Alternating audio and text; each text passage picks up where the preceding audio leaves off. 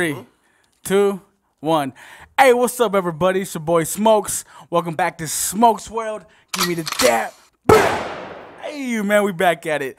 We got a dope guest today, man. He's a good friend of mine. Known him for a couple years. Met him at a West Texas Hip Hop Fest. He's a break dancer. He's a DJ. He's an officer for the OPD. He was in the Army. He's everything, man. The homeboy, Michael Hamilton, man. What's up, man? Jack of all trades. What's happening, y'all? How y'all doing? And of course, we got my co-host. Brother Jake, you know what I'm saying, the mastermind. Make sure y'all check out that new song on Spotify, though. Yeah, check out that. He just released a freaking banger, man. Go check that out, please. Driving through the night with my lights on. Man. So, Michael Hamilton, man, how are you, man? How are you doing? Chilling, bro. Had to get through this week, man. Like I said, I had the back injections, man. I was laid up for a while. I've been off for a week because I couldn't get up and kind of move, nerve pain, all that stuff. Just had to thug it out.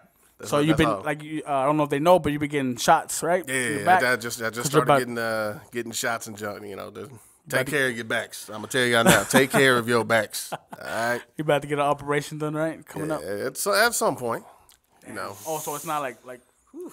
They say that I need surgery, but we're gonna try the shots and all that stuff for a little bit. So this is. Oh, okay. I see. It's a kind of like a process, man.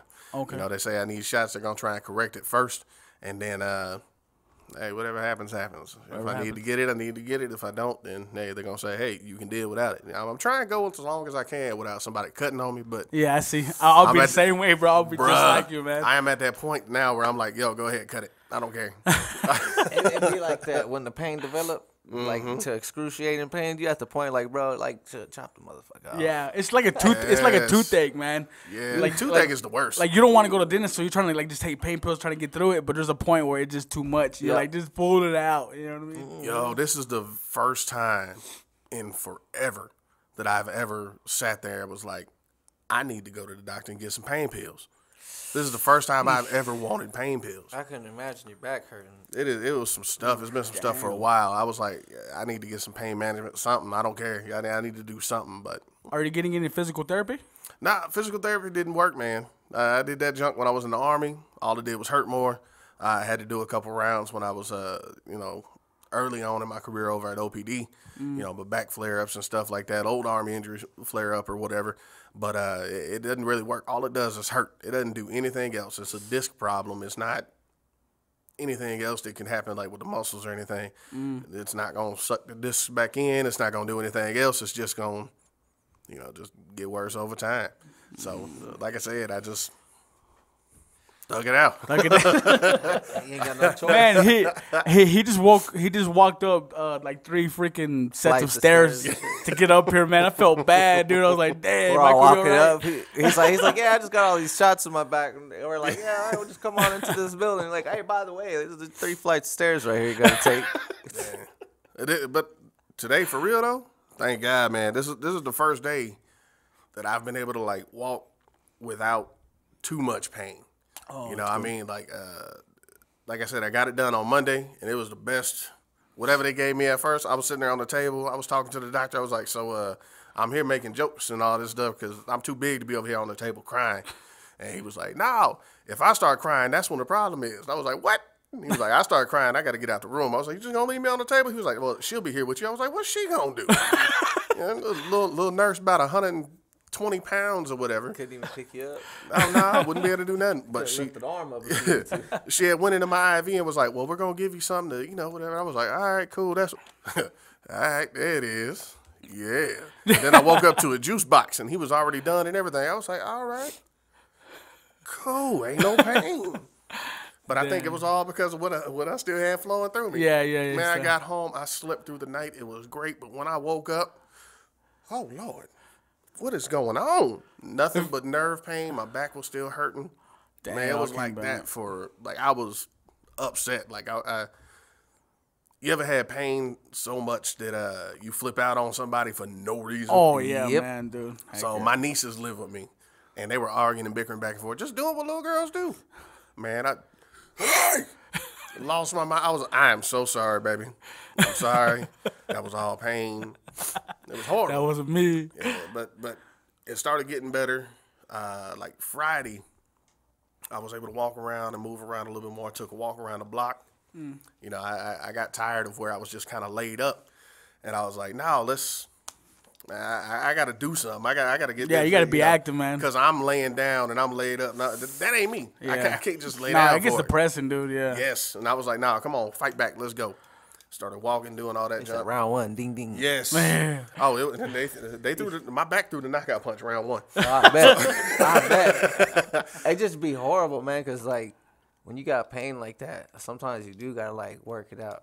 Like, Yeah. when you got them pains in your legs and your back, and it's like you got to move or get a massage out, and it's like, nah, that shit. Yeah. What you mean? Yeah. Don't touch that shit. Yeah, I get mad, man, for real. But today's the first day. Thank God that I've been able to, like, move around. So tomorrow, I'm going back to work. I can't wait to get back to work. Oh, I'm telling man, you, for heck real. yeah. Like, I've been out my office. The good thing about it is tomorrow I'm supposed to put in my time card and all that stuff just so I can get paid. So, you know, God was looking out for me. He said, nah, go there and make sure you get your money, bro. So, Well, I'm glad you're feeling better too, before you can make it to this podcast. We Yeah, really man. appreciate you being here, man. So, can you tell us where you were born and raised at, bro? I was born in Dallas, Texas. I was there from, D-Town. yeah, Dallas, Texas. You know, we was around Oak Cliff. We was in Balch Springs. We went to Garland. We was everywhere in Dallas, man. It was all good. At about 12 years old, that's when I had left and moved to Colorado Springs, Colorado. You know, my dad died when I was 7, so from time to 7 to 12, you know, it was me, my mom, and my 2 brothers. We was out there in Dallas or whatever. My mom said, hey, let's go be closer to my parents, and move me and my little brother and her out to Colorado Springs. So I was born in Dallas, got my mentality and everything there. Then I became a man in Colorado Springs. So that's the best way that I can put that there. You know, everybody's like, oh, no, I rep Dallas. And I'm like, Colorado Springs, 719, sucker. You know, I mean, but. So, how would you best describe your childhood? Where you grew up? Gutter for a little bit. And then when we moved up to Colorado Springs, it was all right. You know, I mean, I was, you know, me and my brothers, me and my little brother, we was there. We was the black kids. And, you know, it just was what it was. So, I mean, you got to be a master of your environment, bro. Exactly. so we had to try and fit in and do all that. I show up first day of school. And what do you mean by, like, fitting in? Man, so let's check it out. It's definitely 2 different places.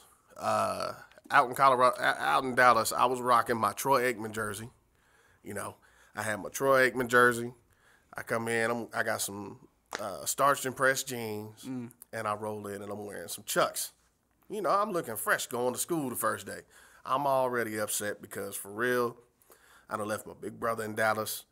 I'm not around anybody I know. I got my little brother. I done already passed. He's 2 years younger than me, so I done passed him off to whatever class he going to.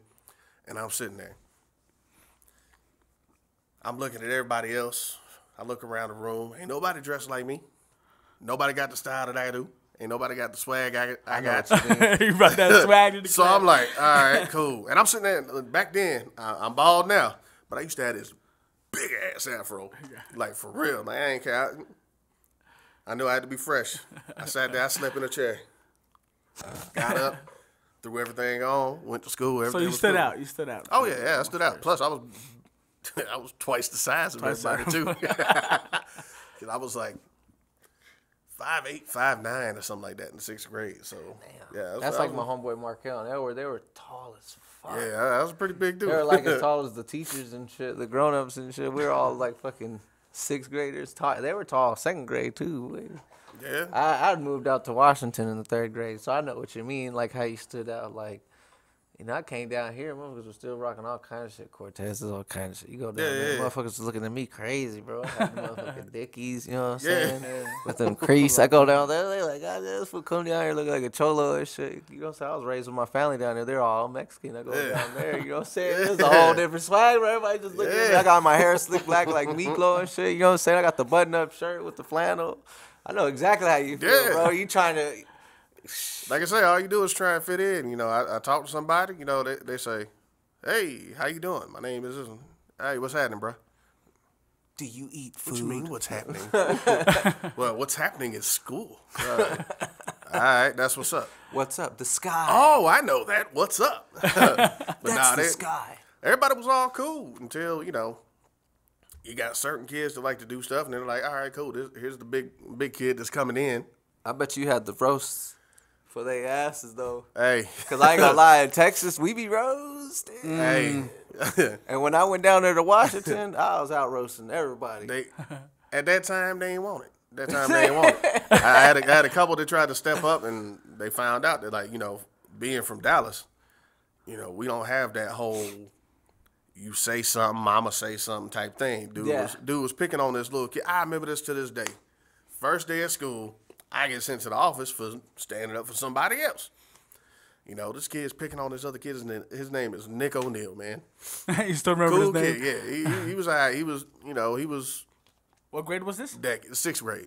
He was that kid. And, you know, ain't nobody really want to be with that kid or whatever. But I was like, whatever. So dude was picking on him. I was like, hey, man, leave him alone. What you going to do? Find out. I was like, he going to stay here. You go on back there where you want to be, and it's going to be all good. And he kind of like pushed. So I checked him real quick. And it was hilarious. Hey, that's kind of intimidating for right now and shit. He said, that's all I did was just check him real quick. I flinched for a second. Shit. So he did that. He jumped back. Oh, big guy. And I was like, I'm twice your size. Chill out.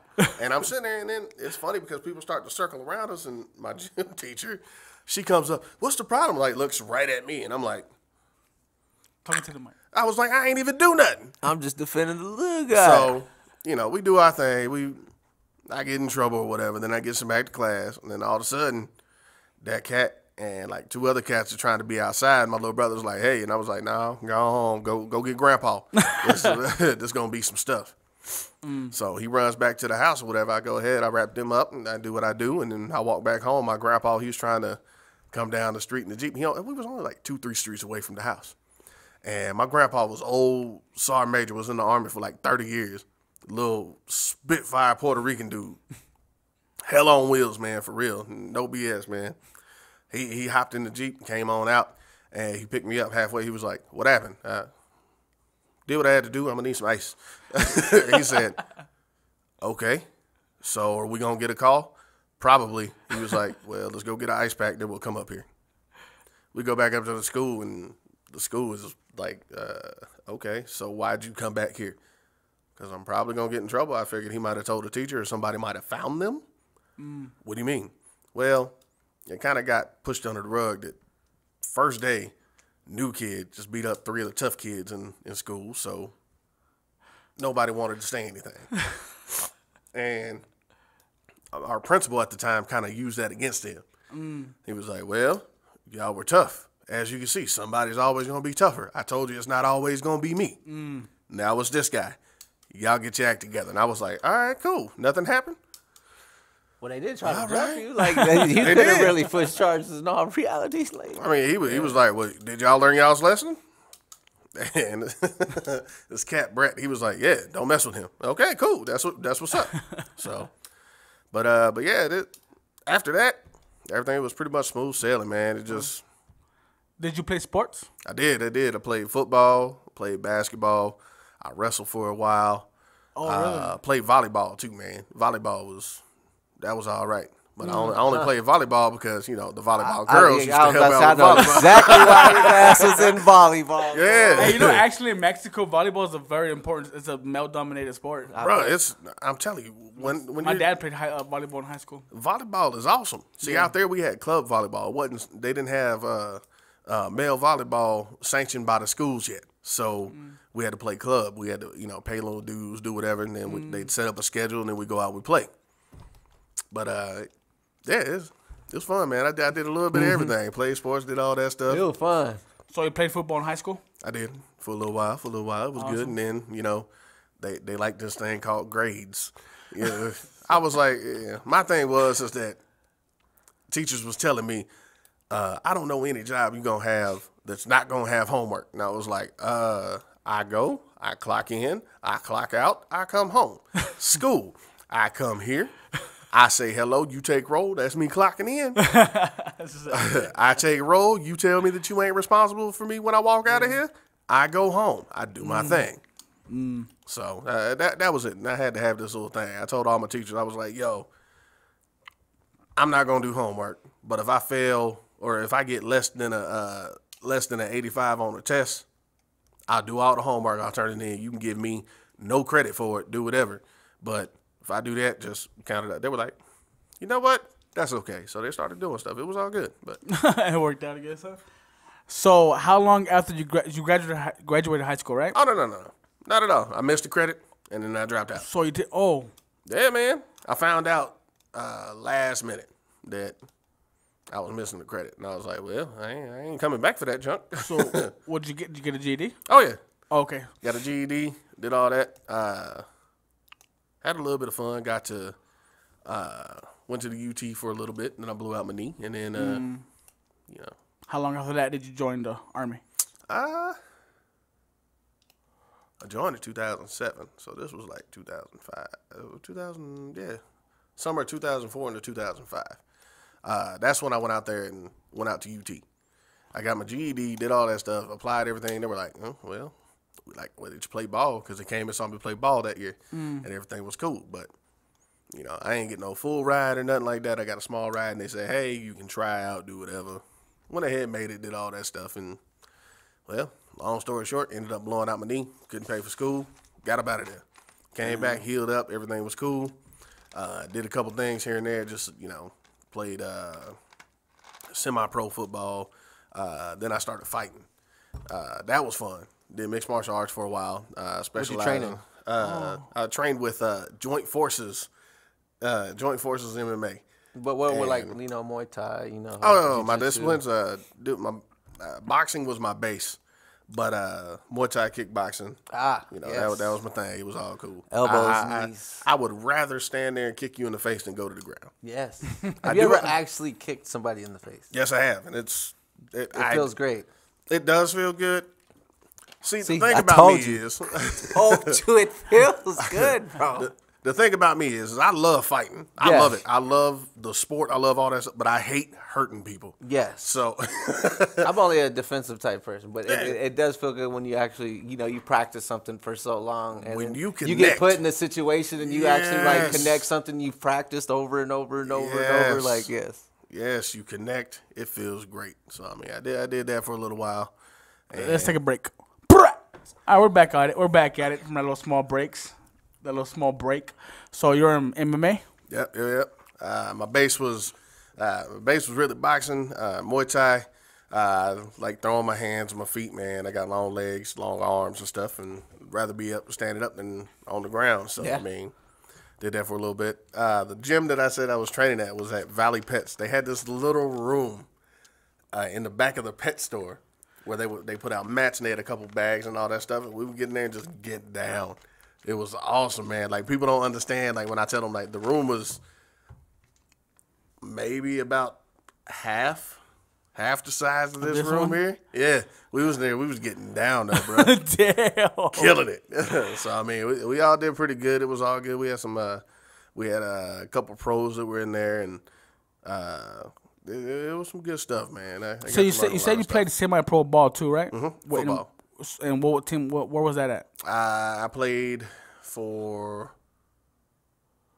the Central Texas Wolfpack, and I played for what was it, Coppers Cove Soldiers, and a couple other little. Okay, little so this things is here and there. before you joined the Army.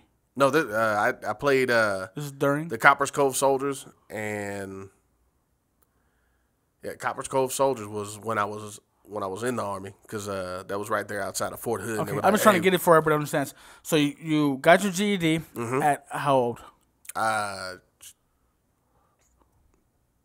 don't know. That was a long time ago, bro. I was 18, 19? something like that. Okay, so you do that, and then you go to the UT, right? That didn't work out. Nope, didn't work out. Then you go to the Army. Yeah. Went And- into the Army 2007. So how old were you then? That time, 2007, I was 21. 21. Okay. Yeah. So you joined the Army at 21. Mm-hmm. What was the reason for you joining the Army? Just get out of Colorado, bro.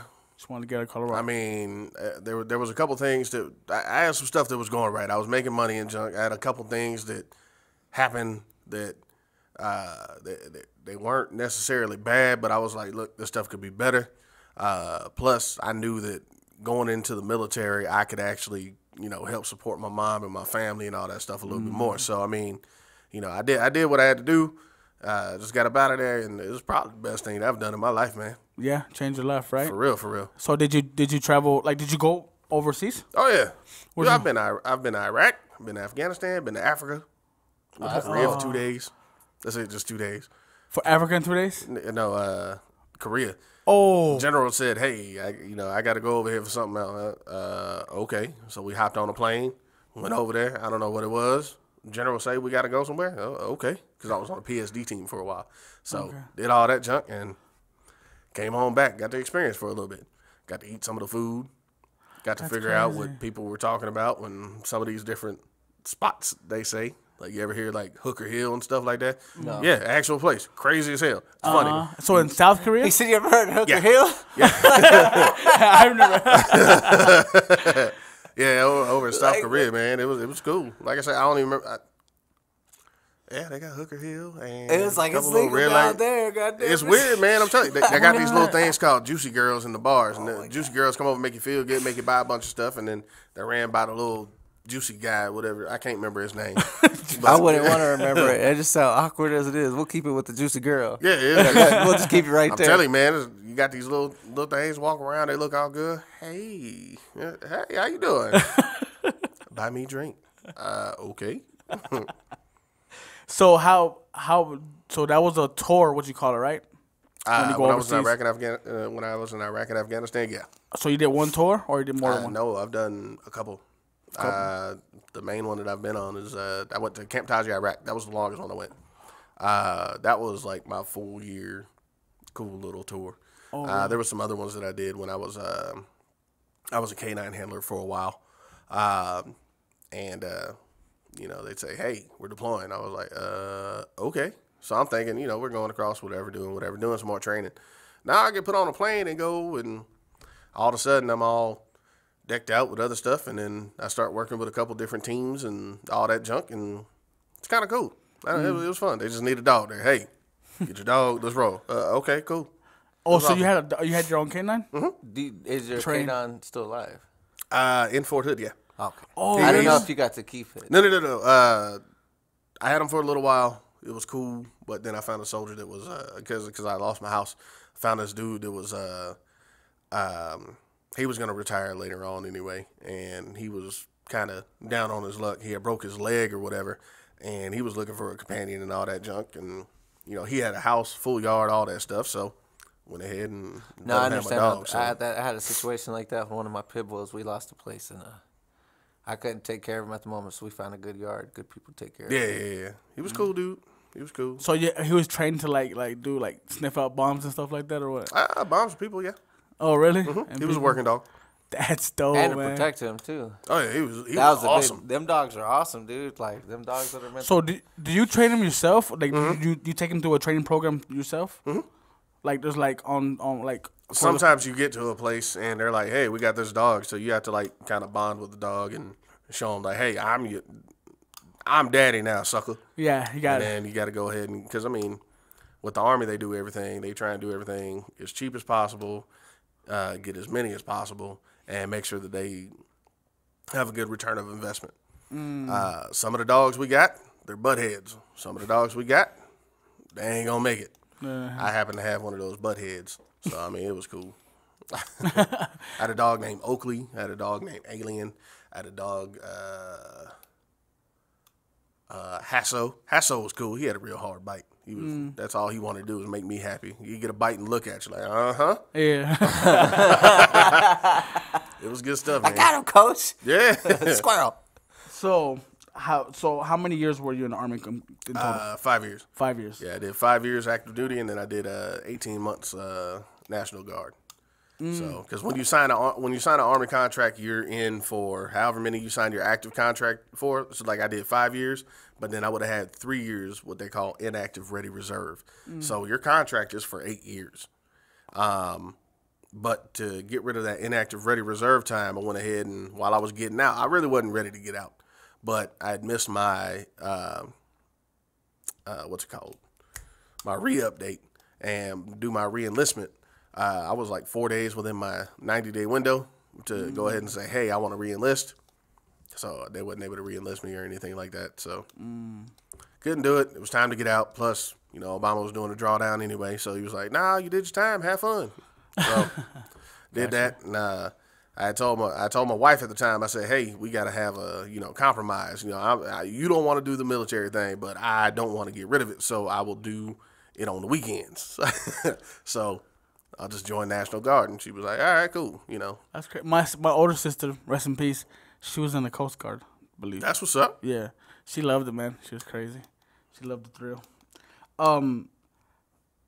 So what was your whole entire experience in the Army like? Like, did you what were the downs of it? Like, was there ever a time that you did not want? It was something you didn't want to do, or do you enjoy it the whole entire way through? Yo, for real, the Army is what you make of it, man. You can either have a horrible experience or you can actually use that and make it better. I'm one of those that, like, for real. There was a couple times where it it was horrible. Yeah. I was tired of being in a unit that didn't really care about you or whatever. But you just got to make it the best. Because, I mean, for real, you're going through it. I'm going through it. We just get through it together. You cling to people. I got buddies right now that I could call right now and be like, hey, I need you here at my house in 15 minutes. And they'll be like, all right, cool, I'll be there in a minute. That brotherhood doesn't go away. Yes, it's for real. Like, I just got married this past November. And I had one of my buddies come from Germany, and one of my buddies came from Kansas. So, I mean, it was all good. Oh, that's cool. You guys together? Yeah, man. But, I mean, like I said, the Army is what you make it. Sometimes you didn't want to do it, but you get up, you soldier up, you do what you got to do. Okay. And I like, for real, you have to get in that mentality. I was all about mission first, no matter what. Mission first, mission first, mission first. So, I mean, for me, it was a great experience. I just took it and used everything that I could. So, going into the Army, did you know that you're going to wind up being in law enforcement? Oh, yeah. That's why you went to the Army?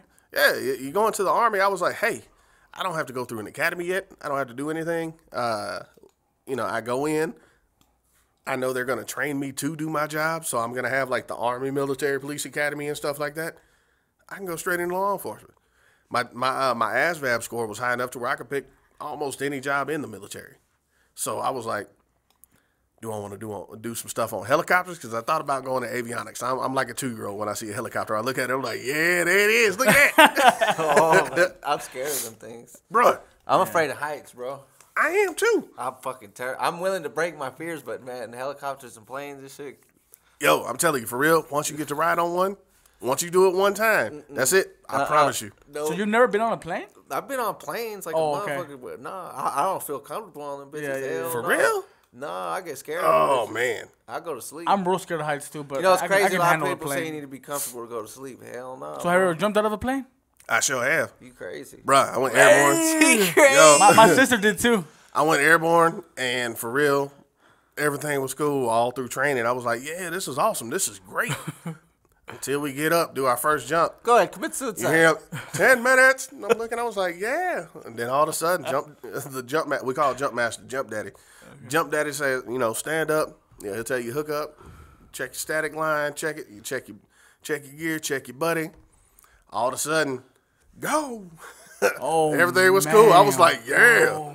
Man, I got to that side door and said,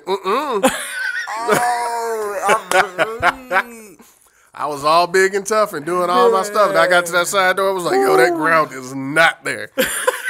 Yo, all toughness just jumped out. I'm looking at myself like, no, bro. Bro, I could never. It's on my bucket list, though, but I could bro, that never, sergeant bro. would have had to whoop my ass, bro. I would have had my ass whooped that day. I'm just saying.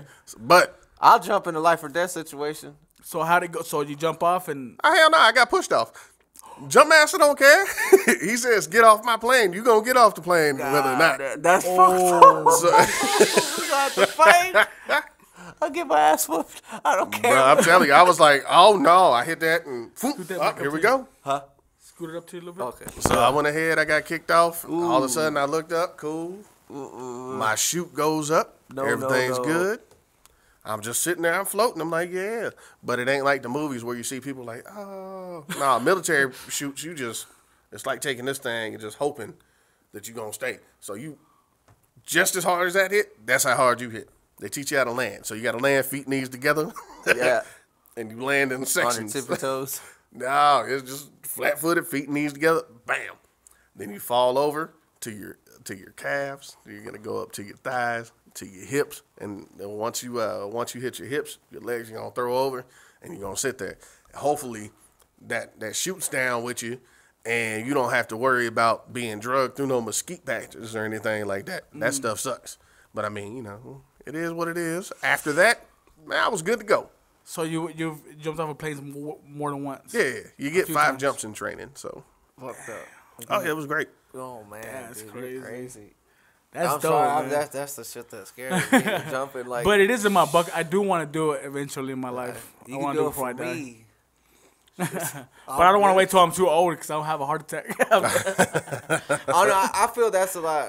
Cause like, man, when I was thinking about joining one of them, bro, and I was looking at all the options, and it was like, homeboy was like, join the Navy SEALs.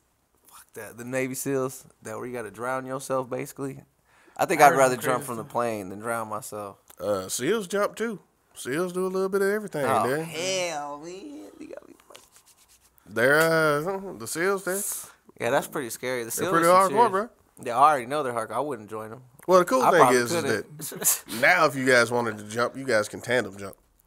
If y'all ever want to do that, I got the hookup. No, Skydive that? Temple. Nope. I'm telling you, What's that? Skydive Temple. My buddy got out the military, and he opened up his own little thing. So he actually does skydiving tours and stuff like that out in Temple, Texas. So I ain't gonna lie, I've done jumped from about a 3 or 4 story building. I'm good enough. I don't know what it's like to fall a good distance.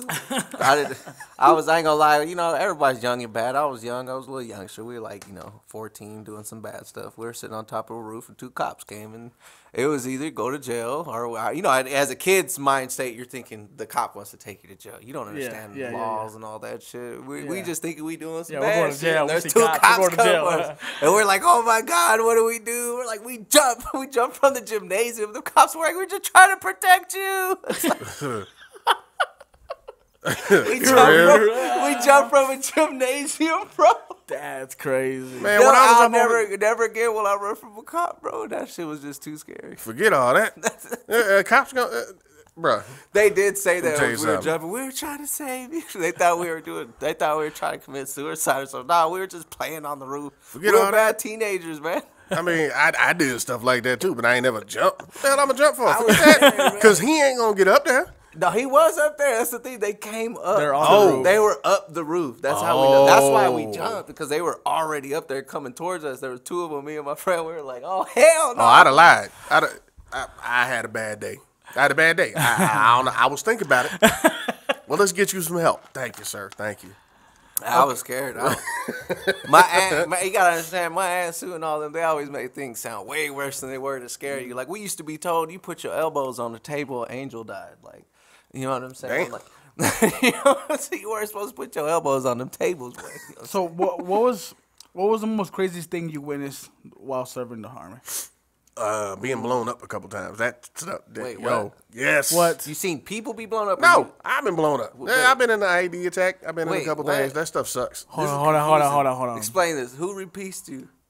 Blown Nobody. up? No. Okay, all right. So check it You're out. in- I wasn't like literally blown up. It's just stuff happens, and you're like in this big. Hey, old takes his Humvee shirt or off and he's whatever. all scars everywhere. Look, I got He's like, they stitched me together, boss. He has one of his friend's arms and shit. Damn.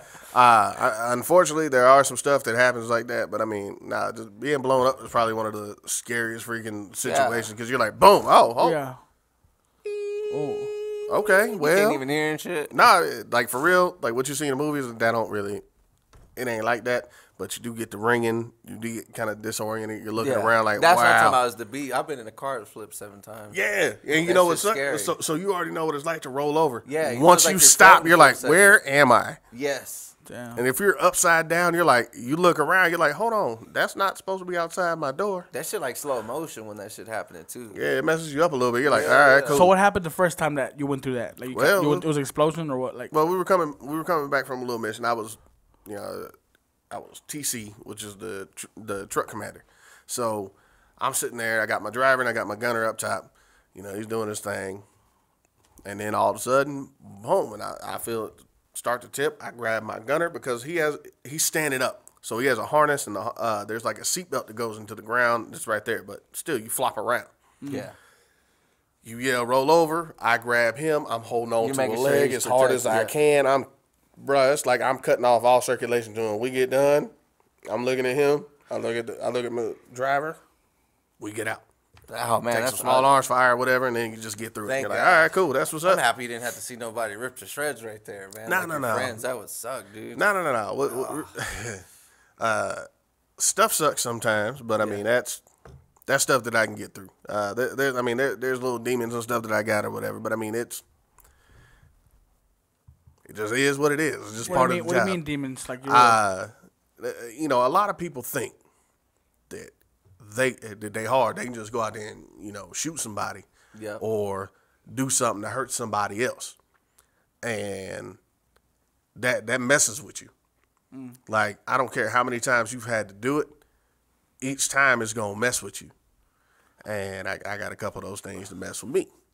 Okay. You know, I talk about a lot of stuff, but I use my humor to get around it. I do suffer from PTSD. That's what I wanted to get into, and to take a small break because that's where That's where I'm going to. I'm going to the PTSD. Take a small break. Okay, we're back at it. What's up, everybody? So we're about to get into PTSD. You said you went through there were some, I guess you call it traumatic situations that happened to you in the Army. And how did you deal with PTSD? Or are you still dealing with it? Yeah, you still deal with it. I happen to be one of those that, like, for real, I'm one of the lucky ones. I'm able to, I learned how to ground myself. I learned how to come out and realize what's real, what's not, and things like that. Like, every now and then, like, certain situations, they'll get me. I get, like, hyper vigilant. I'll look around. It happens usually, like, big crowds and stuff like that. If I'm in a place that I don't know, I'm always watching people's hands. I'm watching their waistbands. I'm watching to see if they have anything bulky around their chest. Just a whole bunch of stuff. I watch people's demeanors. I'm always, like, at the hip hop fest, I was in the back corner just chilling because I knew couldn't nobody get behind me, and I'm just looking. I'm like, yeah, that's what's up, cool. There we go. You stood out too, man. I remember I would look back sometimes. I just seen him. Yeah, he's studying. Big old giant over there, man. People, bro. I just seen him like that. Yeah, and then, you know, like when I did come out, like when I came out on the floor and all that stuff, I was there for a little bit, and I go right back, and I'm watching everybody. Yeah. You know, because you even helped me out that night. Yeah. See, I mean, I was in a place that I didn't know, and if you notice, when it was time for me to take charge, I made sure I was in charge. Yeah, and I really appreciate that. Hey, too. we let people know, hey, y'all, look, this dude put this stuff on. Y'all quit disrespecting him. Yeah. Don't make me work, and we're good. Yeah, I was literally about to beat up a guy. Dude. Yeah, I don't want to say his name because he's a known rapper in West Texas, but I was literally about to beat this guy up. And I'm glad that he intervened, bro, because, you know, it would have ruined it. It probably messed up a relationship, man. Yeah. The venue owner probably would have got mad. It would have been crazy. Who was it? I'm not going to say. We got different segments. We're going to take another break. I will find out. But, yeah, he intervened, and he stepped up. He's like, he told that guy, better calm down. And that guy went like this. I'm like, all right, yes, sir. Yeah, but it happens. My size helps. Yeah, he's pretty goddamn big. But you're a very nice guy. But you can tell, like, he knows how to throw kicks with that, though. That's dangerous. Jesus. Bro, could you imagine that shin? Because I bet you he could send me flying most through a wall. people think you kick with your feet. He knows where he studied Muay Thai. I guarantee he knows how to use his elbows, his knees, his shins, and his hands. All I can chop down a tree. Yeah. Now, imagine him Muay Thai grabbing you, bro, and just kneeing you. Oh my god. Yeah, that clinches something and he serious. Tall. He really tall, so he gonna be able to reach that knee a lot further than most people. So, like you said, it was like the way you deal with the like huge crowds. Yeah, dealing with huge crowds, getting hypervigilant and stuff like that. It happens it's funny because I've kind of trained my family, like both my brothers, my wife, my two nieces, they all know. I'll look at them and be like, hey, this is one of those times we need to, do our thing, and and they'll kind of help calm me down a little bit. My wife, she'll grab my hand, she'll be cool, or she'll rub my neck or whatever, and then my brothers, hey, I got you, cool, that's what's up, and then I start to breathe a little bit more, or maybe I'll go outside real quick, and I'll come back. It's all good. I'm able to ground myself. My wife got to see one time where I had one of these recurring dreams of what would happen if I would have hesitated. All right. So I won't really get into the story or anything like that, but I didn't hesitate, and we had to watch something get blown in place. Somebody was trying to come out and get us while we were taking up security and stuff, and I had the interpreter say, stop, this and that. They didn't want to stop. Well, tap, tap, and they're down. Well, they happen to have a bomb around their chest. In my dream, I don't do that, and they get close, and then boom, I wake up, and I'm like, oh! So you're having a dream about a situation that really happened, but it's a different outcome. Yes. Man, that's crazy, dude. And it's weird how sometimes your subconscious takes you to that place. And so, like, every now and then it messes with me. Like, I'll tell you another story here in a second. So, because it has to do with that dream and that situation that happened. But I was able to come up, and I'll wake up. I'll grab something that I know. I'll grab. I have water by my bed all the time, so I can grab it because I'm feeling something. I'll take a drink of it so I can taste stuff. I'll have a piece of gum. I'll put it in my mouth. That way I can smell the mint. I can smell the mint. I can taste the mint. You can feel all the reality. And I can feel everything that's on there. So I was able to, yeah. He grabs every sense. That's exactly. a genius man right there. Exactly. So I'm able to go ahead and do that, ground myself. And my wife is always like, yo, this, when we first got together and, she moved in with me and all that stuff, she was like, how do you do this? I was like, because it happened to me, and I was like, whew. Went ahead and ground myself real quick, looked at her, gave her a kiss, and I rolled back, went right back to sleep. She was like, kind of scared, like, this dude is psycho. And it's funny, because if you ever get to talk to her, like, for real, she'll tell you, like, yeah, I thought he was psycho for at least 2 years. I was scared.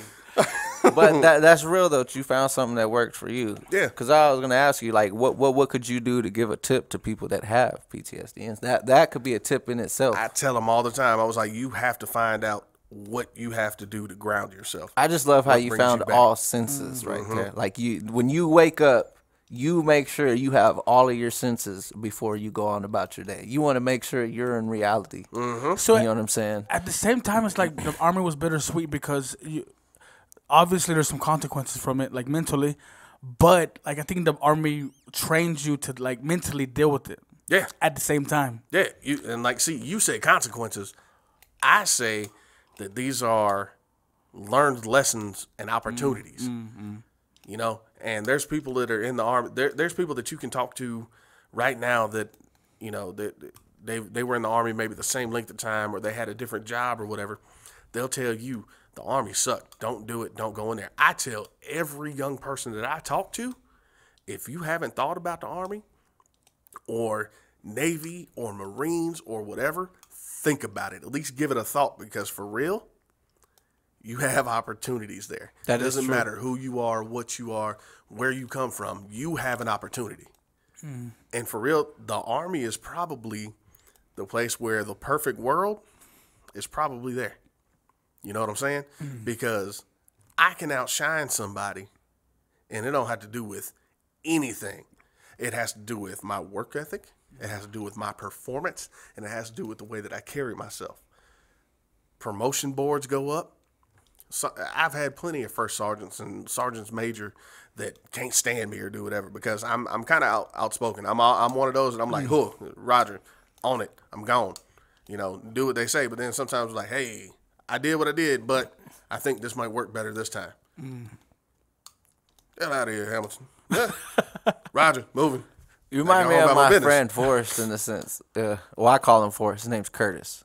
He's been in the, I don't know if it was military army. I don't know which one he was in. I mean, they're same, but in a sense. But he was in one of them. You know what I'm saying? And you remind me of him a lot. You have like the same attitude in a sense. Yeah, you just got to get after, do what you do. Like me, I'm one of those that, like, I'm good at this. Like, I'm like perfect soldier. You tell me to do something, I ain't gonna ask no questions. I'm gonna go ahead. We're gonna get that done. We're gonna talk about it later. If we have to do it again, we're gonna figure out a way to do it better next time. Just how I do it. Yeah. But I mean, like I said, it's all opportunity. I have demons, but I know how to conquer those. I've had the opportunity to go through some stuff, have the support system to get through it, and know how to deal with it on my own. You know what I'm saying? It's like a whole big freaking mental exercise, man. Yeah, it is. Dude, for real? That's all basic training. Training is the biggest game. He is one with himself. Yeah, because On the cool. So for real, like basic training, you get in, first off, you get off that bus, you got somebody right here. For real. He's like, and you're like, well, gotta do this. Damn. Now, in the military, have you ever seen, let's say, like an officer or sergeant, or even somebody that's in the same ranking as you doing something wrong? Yeah, you check that shit. So that's what I'm saying. So I like that. Same with when you're working as an officer here You in check Odessa. that shit. Have you ever seen that? Yeah. See, I like that. I like that you'll say that. You know what I'm saying? Because some people might try to hide it just to protect the name, and I respect that so much.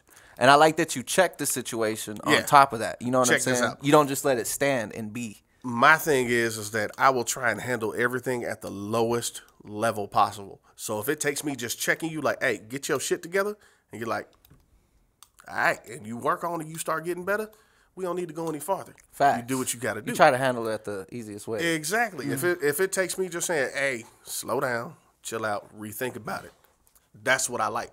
You know, I've done that for other people. People have done that for me. You know, not like sweeping stuff under the rug or anything like that. You still get what you need out of that situation, if that makes any sense. You know, you're like, damn, I was doing something wrong.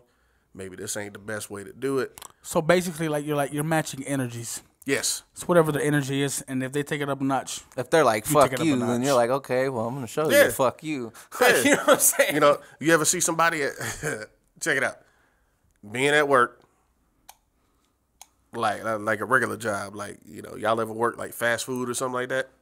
Yes. Well, you know, our bathroom is always stocked with toilet paper, or, you know, we about to throw this food out, or we like, hey, this person ain't gonna like this. This is a messed up order. You know, there's a policy, but we all know, sometimes that policy can be, you know, you could look away.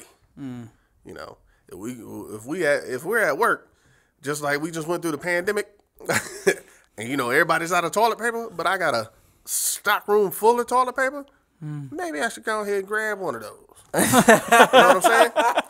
But you see your homeboy doing it, like, hey, bro, check this out, man. I want to do the same thing, but let's do this right. yeah. You know, so you check that and you got your friend like, all right, cool, let me go ahead and put that back. Or you working over, you know, like Bushes or Chili's, like working somewhere where you got to bring out the food or something like that. You got dead food. You looking like, man, that's a plate of ribs right there. They ain't like it because they wanted a dry rub and we put sauce on it. Yeah. Yo, these still good ribs. So you pick at it. Oh, man. Or you catch your friend picking at it. You're like, hey, bro, I want to do the same thing. See, but I'm like that. I seen that at Wendy's when I worked there. They were cross-contaminating the food. Yeah. Cooking the chicken right next to the burgers. And they told me to do this. The manager's like, here, go ahead and cook this. And I'm like, no, I'm not going to do this. I threw the shit away, and they got mad at me. They're like, why you doing this? I said, look, y'all could do that shit, but I ain't going to condone possibly poisoning somebody. Exactly. Like, I ain't going to be a part of that shit. You ain't going to have not my name on that shit. No, hell no. You ain't going to have me on camera motherfucking poisoning somebody. I ain't a part. Like, I've seen a kid try. I had to slap a kid. I got fired from the first person. You took it there. Well, he was spending people's food, bro. Oh, yeah, and that yeah, shit yeah. ain't cool to me, bro. shit. You don't do no shit like that, bro. You don't spend people's food. I don't give a fuck who you are. Exactly. I I'm don't with you give on a that. fuck. And I ain't with that shit, bro. Because at the same time, like, if I'm working right next to you and we're making a burger together, you get in trouble, I get in trouble. You know what I'm saying? I ain't no snitch. I ain't none of that. You know what I'm saying? But I'm not going to be a part of some bullshit like that, because I'm going to tell you right now, spitting in an officer's face or spitting in front of anybody like that's considered a felony charge now, ain't it? Putting your saliva on somebody? I mean, could be it assault. could be, I It could be- guess. I forgot what they it could be put in. enhanced maybe if it had too much assault or something. Yeah, I ain't putting none of my saliva or watching somebody put saliva Yeah. on a burger. I'm not gonna be a part. But yeah, I slapped the dude. So He was one of them little. He was one of them little arrogant dudes, and I told him to chill out with that shit. And he said some little fly ass shit. And See, I don't like I that. slapped him, and then there was a fight. You know what I'm saying? But He you fought checked it, back. right? Yeah, he fought back. Yeah. We both got checked fired. him. So you said the way you like to handle situations is the easiest way 1st, and I think that's very great that you said that because, like, what would you say that the Army like it taught you to think that way, to be Yeah. that way? Because I think you said before you joined the Army, but like when you're younger, you're kind of a would you say a hothead sometimes before? I won't say hothead. I was You could get out of control I was easier. very, very collected, and when I got to that point, there's a reason, and I made up my mind. Okay. He was the third person. So would Yeah. you say that? Would you say the Army helped the training in the Army helped you become a better officer? Yes, 100%. Okay, what's your ranking right now? Right now, I'm just a corporal. Okay, you're a corporal. I'm the community relations officer for Odessa Police Department. Would you agree with me if I said that every police officer should have military training? If they're gonna be on the field. Okay, so we know that I'm Corporal Hamilton with the Odessa Police Department. We know that I'm the community relations officer, but I'm gonna put that to the side. My job is my job. My title is my title.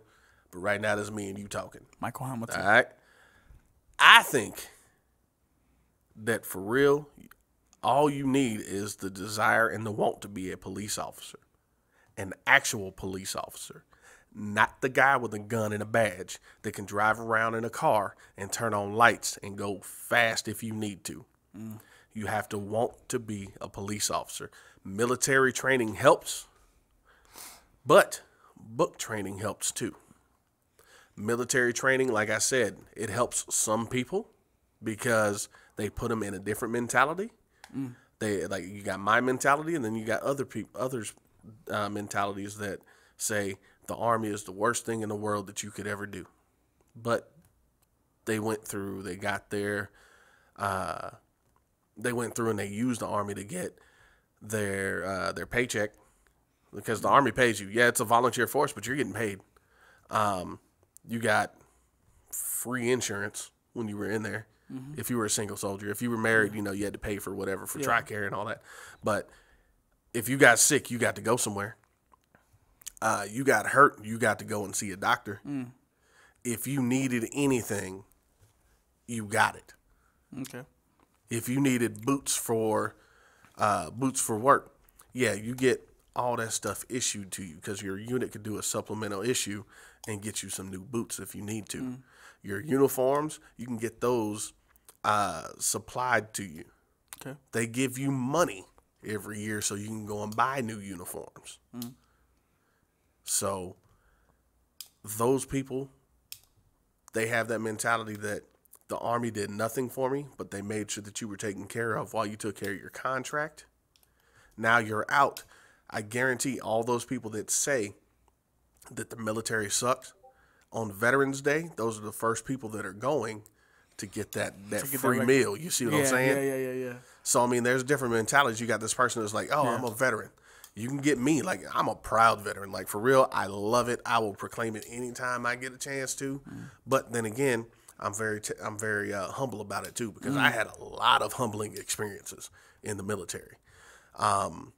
It just helped me become the man that I am today. So it has helped. I've taken a lot from different leaders that I've had. I've been able to take a lot of, good and bad from leaders, from other soldiers, from just different branches, and compile it all into one. And I'm able to, base my decisions, the way that I live, and the way that I am off of those things that I've learned. Okay. So the Army helped you definitely. Yes, it helped me definitely. Definitely. But wouldn't you agree that maybe like in this day and age with everything going on right now, that just wanting to be a police officer, wanting to do it for the right reasons is not enough? No. I would not say that, because if you want to do something, Levi, Smokes. Levi wanted to become Smokes, right? What'd you do to do that? Started rapping, started doing podcasts, started Doing shows. And Smokes started learning what a double entendre is. He learned the different syllable counts. Wordplay, yes. You see what I'm saying? Metaphors. But did you want to do that? Yes. Now, if you said, But- it's something I want to play around with. But I made a lot of mistakes learning it. Okay, Yes. so I go into the game, and I made so many mistakes in my life. I think it's a bad comparison because in law enforcement, there's no room for mistakes. Hold on. No. See, this is the good part because I can tell y'all because I've made mistakes. There's some things that I should have done that didn't happen, and there's some stuff that I shouldn't have done. that Okay, did this is happen, about you know really what I'm good. saying? This is about to get really good. Yeah, we gonna have to take a break, bro. Small break. This is about to get really good. Boom. All right, let's get back at it. Back at it. We had a little technical error, but we fixed it. So there was a whole bunch we recorded. Now we're gonna do it again. So But it's all right. So we were on mistakes. yeah. So Like the mistake y'all just made. Learning experience, yes. right? Yeah. Oh my god, that just happened. Yeah, it sure did, didn't it? It happens to everybody. You know, it happens. Sudden. It's a human thing. It's a natural human thing to make mistakes, of course. But like I think in certain situations for police officers, there's no room for errors. No, I There's no agree. room for I mistakes. agree with you. It's like me. It's like me getting hired to go spit a 16 live in front of a camera. You know, and I have to write my verse, memorize it, and get ready to spit that 16 in front of a live audience or camera or whatever. And it's my job to prepare for that 16. It's my time. It's my job to write that motherfucker, to rehearse it over and over, get the cadence down, get the delivery down, perfect it. I still I go there and, Now- and they pay me for this. Right there, And I go see there a difference and I though, like mess you up, were you know what I saying, mean? And because then- like, I'm not. Yeah, a bring big this out, defender, 'cause y'all but already know, I'ma I have got to this. Be real. As a cop, if you're thinking for a cop, they can practice all they want, but it's almost like us with music. We could write a verse, but we can't put it to every beat. So like, he could practice being a cop all he wants, but he don't know who the fuck's behind that car. Yeah, Whenever they're exactly. coming, so like Yeah. he can't always be 100%. And like I prepared. said, but like- there is no room for mistake in situations like that. You When are it comes right. when it comes to life and death. But we all do fuck Yes. up. We all do fuck up, and there's certain times we all have to be accountable. Like like you said, if you fuck up in that verse, you're accountable for it because they just Yep. paid you, let's say, $1 million or X amount of money to do this, and you had to practice this, and you just fucked up now. Yeah. So now, not only did you mess up because that money, you have to probably replace that money. Yep. If you fuck up a venue, you know what I'm saying. So now that's coming out your pocket. You know what I'm saying. I get where you're coming from. I just think it's a bad example because a cop can never be prepared for who's behind the car. That's a great example because no matter what he's saying is he said, hey, I have identified my job. I've identified how I prepare for that job, and I make sure I make it happen. Just like this podcast is y'all's thing, too. We had a mistake, and you were able to correct it that fast, right? yes, sir. Facts. Sometimes in my job, I can't correct it that fast. Exactly. Now, our job depends totally on another person. So it is, our job can be looked at as like, for real, people think we jokes anyway, right? A lot of people saying, oh, the police are jokes. You know, what they say, 13, 12, ACAB, all that shit. Yeah, whatever. They obviously don't know He me. said 13. You know? Oh yeah, You see what I'm saying? I mean, I see a lot of different comments and stuff, and all piggy this, piggy that. Yes, I love pork too, but it's all cool because when they said "fuck the police," your mama was the first one to get it. So anyway, my bad. That's just me throwing out this little shade. I don't mean that. That was Michael saying it, not the police officer. Well, I mean, But like I was saying though, for real, I think when people about mean to fuck the police though, it's about the system though, not I think it's more the individual system that we're person. aiming at than more the police. It's a lot of the agree. police make it worse while you're going through the system, and there's some that make it easier for you. Yeah, But yeah. in overall, it's really the system, the way they do shit. Like I feel child support is one thing that's kind of fucked up because you Yes. could call a cop and I'd be like, "Yo, bro," I could call him today and be like, "Hey, you know, she's not letting me see my child on my weekends," and he's gonna be like, "Well, that sounds like a social dispute." And that is a civil problem. yeah, that's You're gonna have to problem. go I to said the a courts. social Go to the dispute, a courts. silver problem. That's not my problem. I can't You help know you. what sucks about that? But they That- can call child support I and hate that have them stuff. on your ass Oh quick. really? It's fucked up. I swear 85% of my job is telling people stuff that they don't want to hear. And for real, if you're having a problem, there's a difference between what a sheriff's office can do, because they're both civil and they can deal with criminal stuff in their jurisdiction. Whereas city police officers like Odessa Police Department or Midland Police Department, they deal with the criminal. So you're telling me, hey, this person's not letting me see my child. I have a court order, or this person is not supposed to, like, I have a restraining order. Restraining order and protective orders are two different things. Protective order, on site, that person going to jail because I'm going to get them because they're trying to do something horrible and intimidate somebody or be a bully. Restraining order, people can get a restraining order on me in uniform as I'm a police officer because I don't like that guy. Okay. So there's civil stuff. Excuse me. Like, there's so many loopholes. Like, you could take the child and put a restraining order on the mother, and then it's illegal. Like, how? Yeah. That sounds illegal to me. I'm not trying to do illegal shit. Like, you know what I'm saying? You see what I'm saying? It's some stuff, man. But it's confusing because, like, she could be like, hey, he's not paying his child support. And they're like, all right, well, let's just send a cop to his ass. And it's like, why can't I get the police help in my situation? They, like, spend $1,000 and get a lawyer. It's like. Yes, I know. It sucks. It's confusing. That the system is really what fucks us on the cool, because at the end of the day, the officers are humans too, man, and they have to go through the same system as us. Yeah. You know what I'm saying? They may get benefits and shit, but they do have to deal with the same system as us. What sucks about that system is I can do my job all day, every day. Somebody out there messing with people, trying to hurt people, trying to break into your house, trying to steal your stuff, or somebody's out there setting fires, or slanging some dope. I ain't talking about just, regular stuff. They slanging stuff that's gonna hurt you. Yeah. Or they're breaking in your house, taking your stuff, because we work hard for our stuff, bruh. If somebody stole anything from me, I'm upset and I want something done now. But Exactly. I know that there's stuff on me to make sure that I get my stuff back. But anyway, like I was saying, I could go and I could catch that person time after time after time. I don't pass judgment. I say, hey, you just broke the law. This is an arrestable offense. Turn around, put your hands behind your back. This is what I found you in. I do my report. We send it over to the DA. We send it over to whatever prosecutor is going to do it. We send it to them. It's up to them to say, I'm going to prosecute this person. This is what I'm going for. This is the 5th time that this person's been there. First time, all right, cool. We'll give them a PR bond. They'll be back out. Guess what? They're going to go right back to it. Go ahead, get them again. Well, our it's not that bad of a crime. We'll send them to jail. The jail's overcrowded. Let's go ahead and give them probation. Catch them again a week later. Same thing after same thing. Time after time after time. The police, we're doing our jobs. We catch them. We take them to jail. The jail and the courts let them out.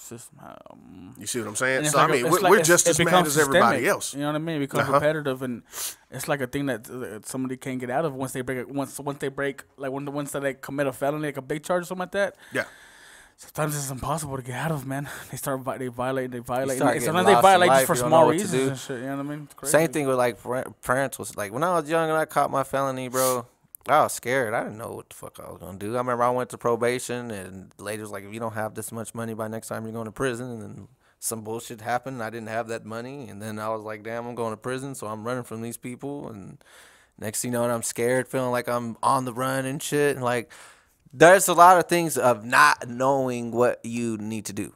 Yeah. The fact that the fact that you have, it's like being fearful. It'd be like, you're going to go in this room and you don't know what's in it. Like, you don't know what the fuck's in it. You're like, oh my God, what the fuck am I going to do? What's going to be in there? What's going to happen? You don't know. So the thought process of not knowing is what scares people a lot. Yep. If I would have knew the knowledge, like, after getting in the trouble and handling the trouble and figuring out all the bullshit and, like, how I could have just did this and skipped all that bullshit and not had to live out on the streets and all this stupid ass shit, like, if I would have knew that then, I would have just went and handled my fucking problem.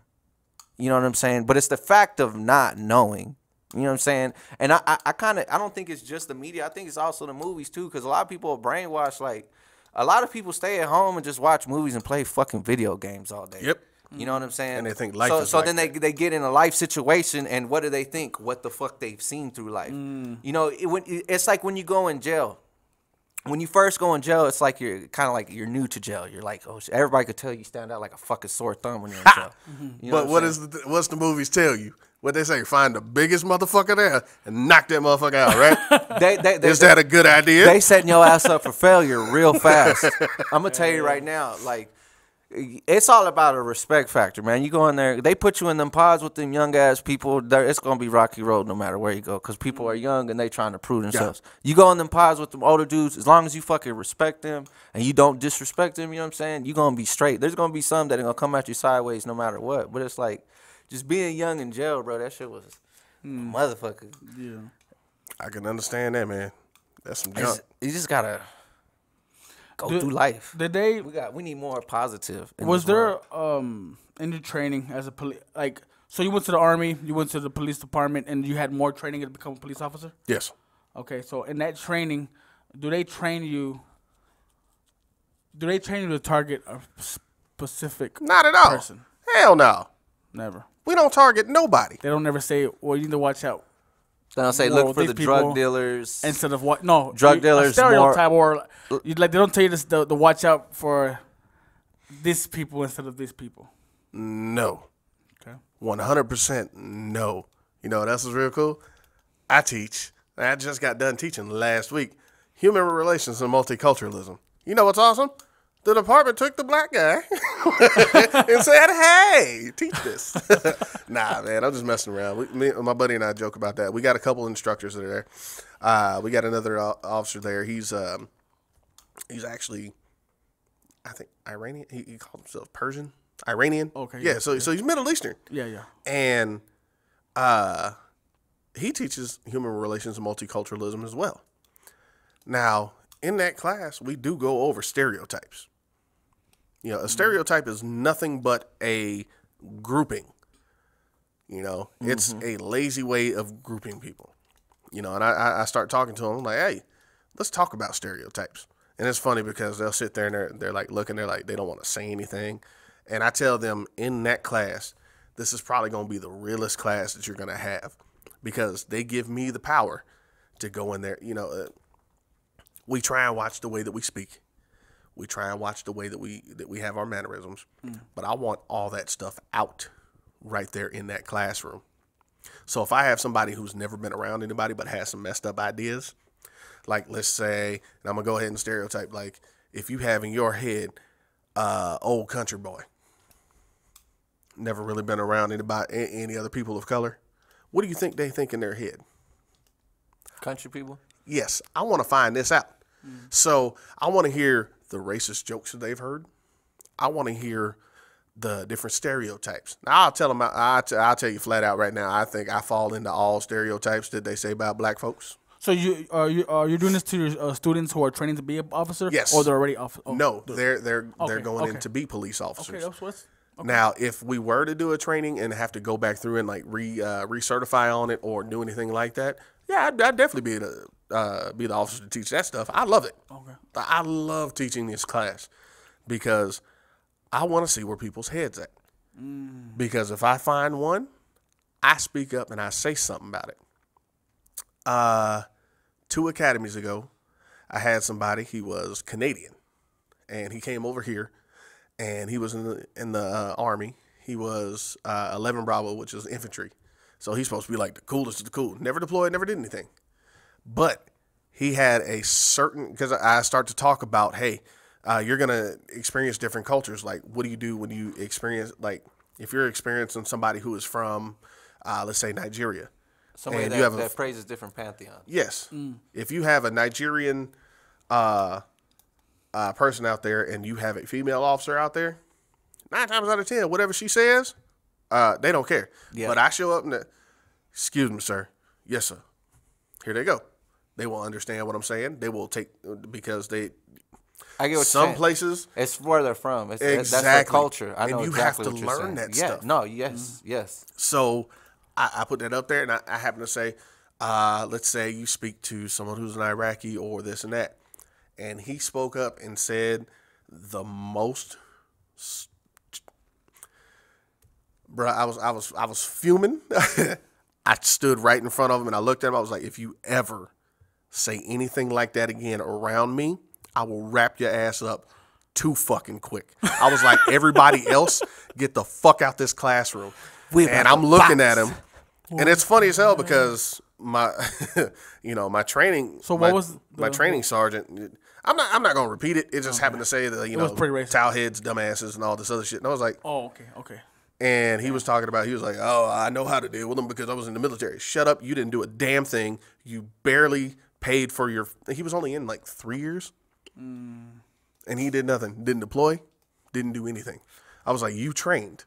That's awesome. You know how to shoot, move, and communicate. Nah. Kiss my, bruh, I was mad. I told everybody get the fuck out. The exact words and everything.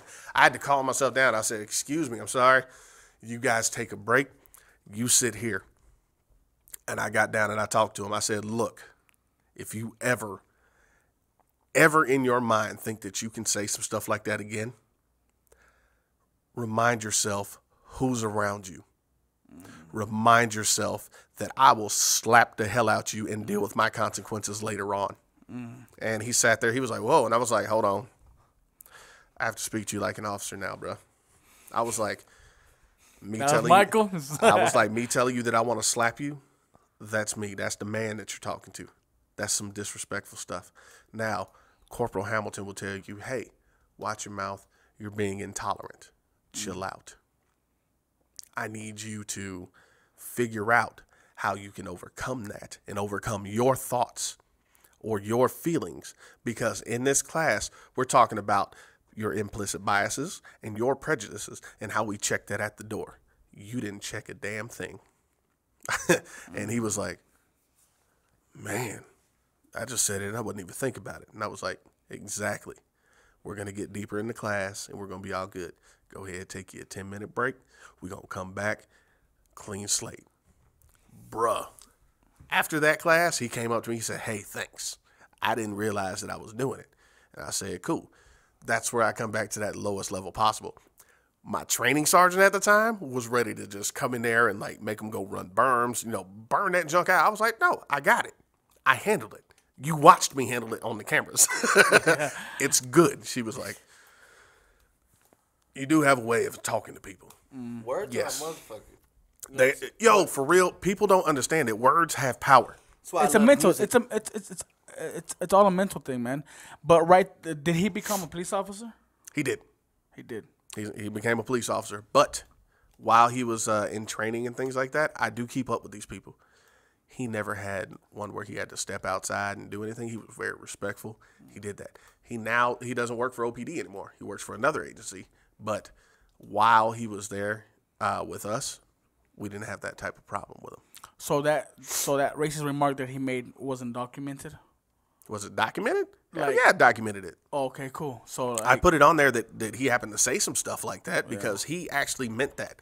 And like I said, that was on video. Oh, okay, yeah, it was all being recorded. Okay. That was being recorded and all that stuff. And I told him, I said, look, that has to stop. I know that you might want to say something. Maybe you're thinking that you're kind of cool or doing whatever because you're a veteran. But let me tell you something. I'm a veteran. I'm an actual veteran. I have served my time. I have deployed. I have fought for freedoms. I have, I'm glad you decided that you wanted to speak up and say some stuff because, for one, we do kind of, because the next class that I teach is the Constitution. You can say that, but you're not free of consequences. Mm-hmm. And if this was a regular place and you just happened to get me, I might have been up for an assault charge. So I'm telling you, but good thing I'm right. I got to think about sometimes. And I'm thinking like, yeah, I like my job because I like to eat. So, it keeps me from, flying off the rails at people sometimes. But I mean, it's all in how you speak to people and it's all in how you come across to people because I could have yelled and done a whole bunch of stuff to him and just made him feel real little.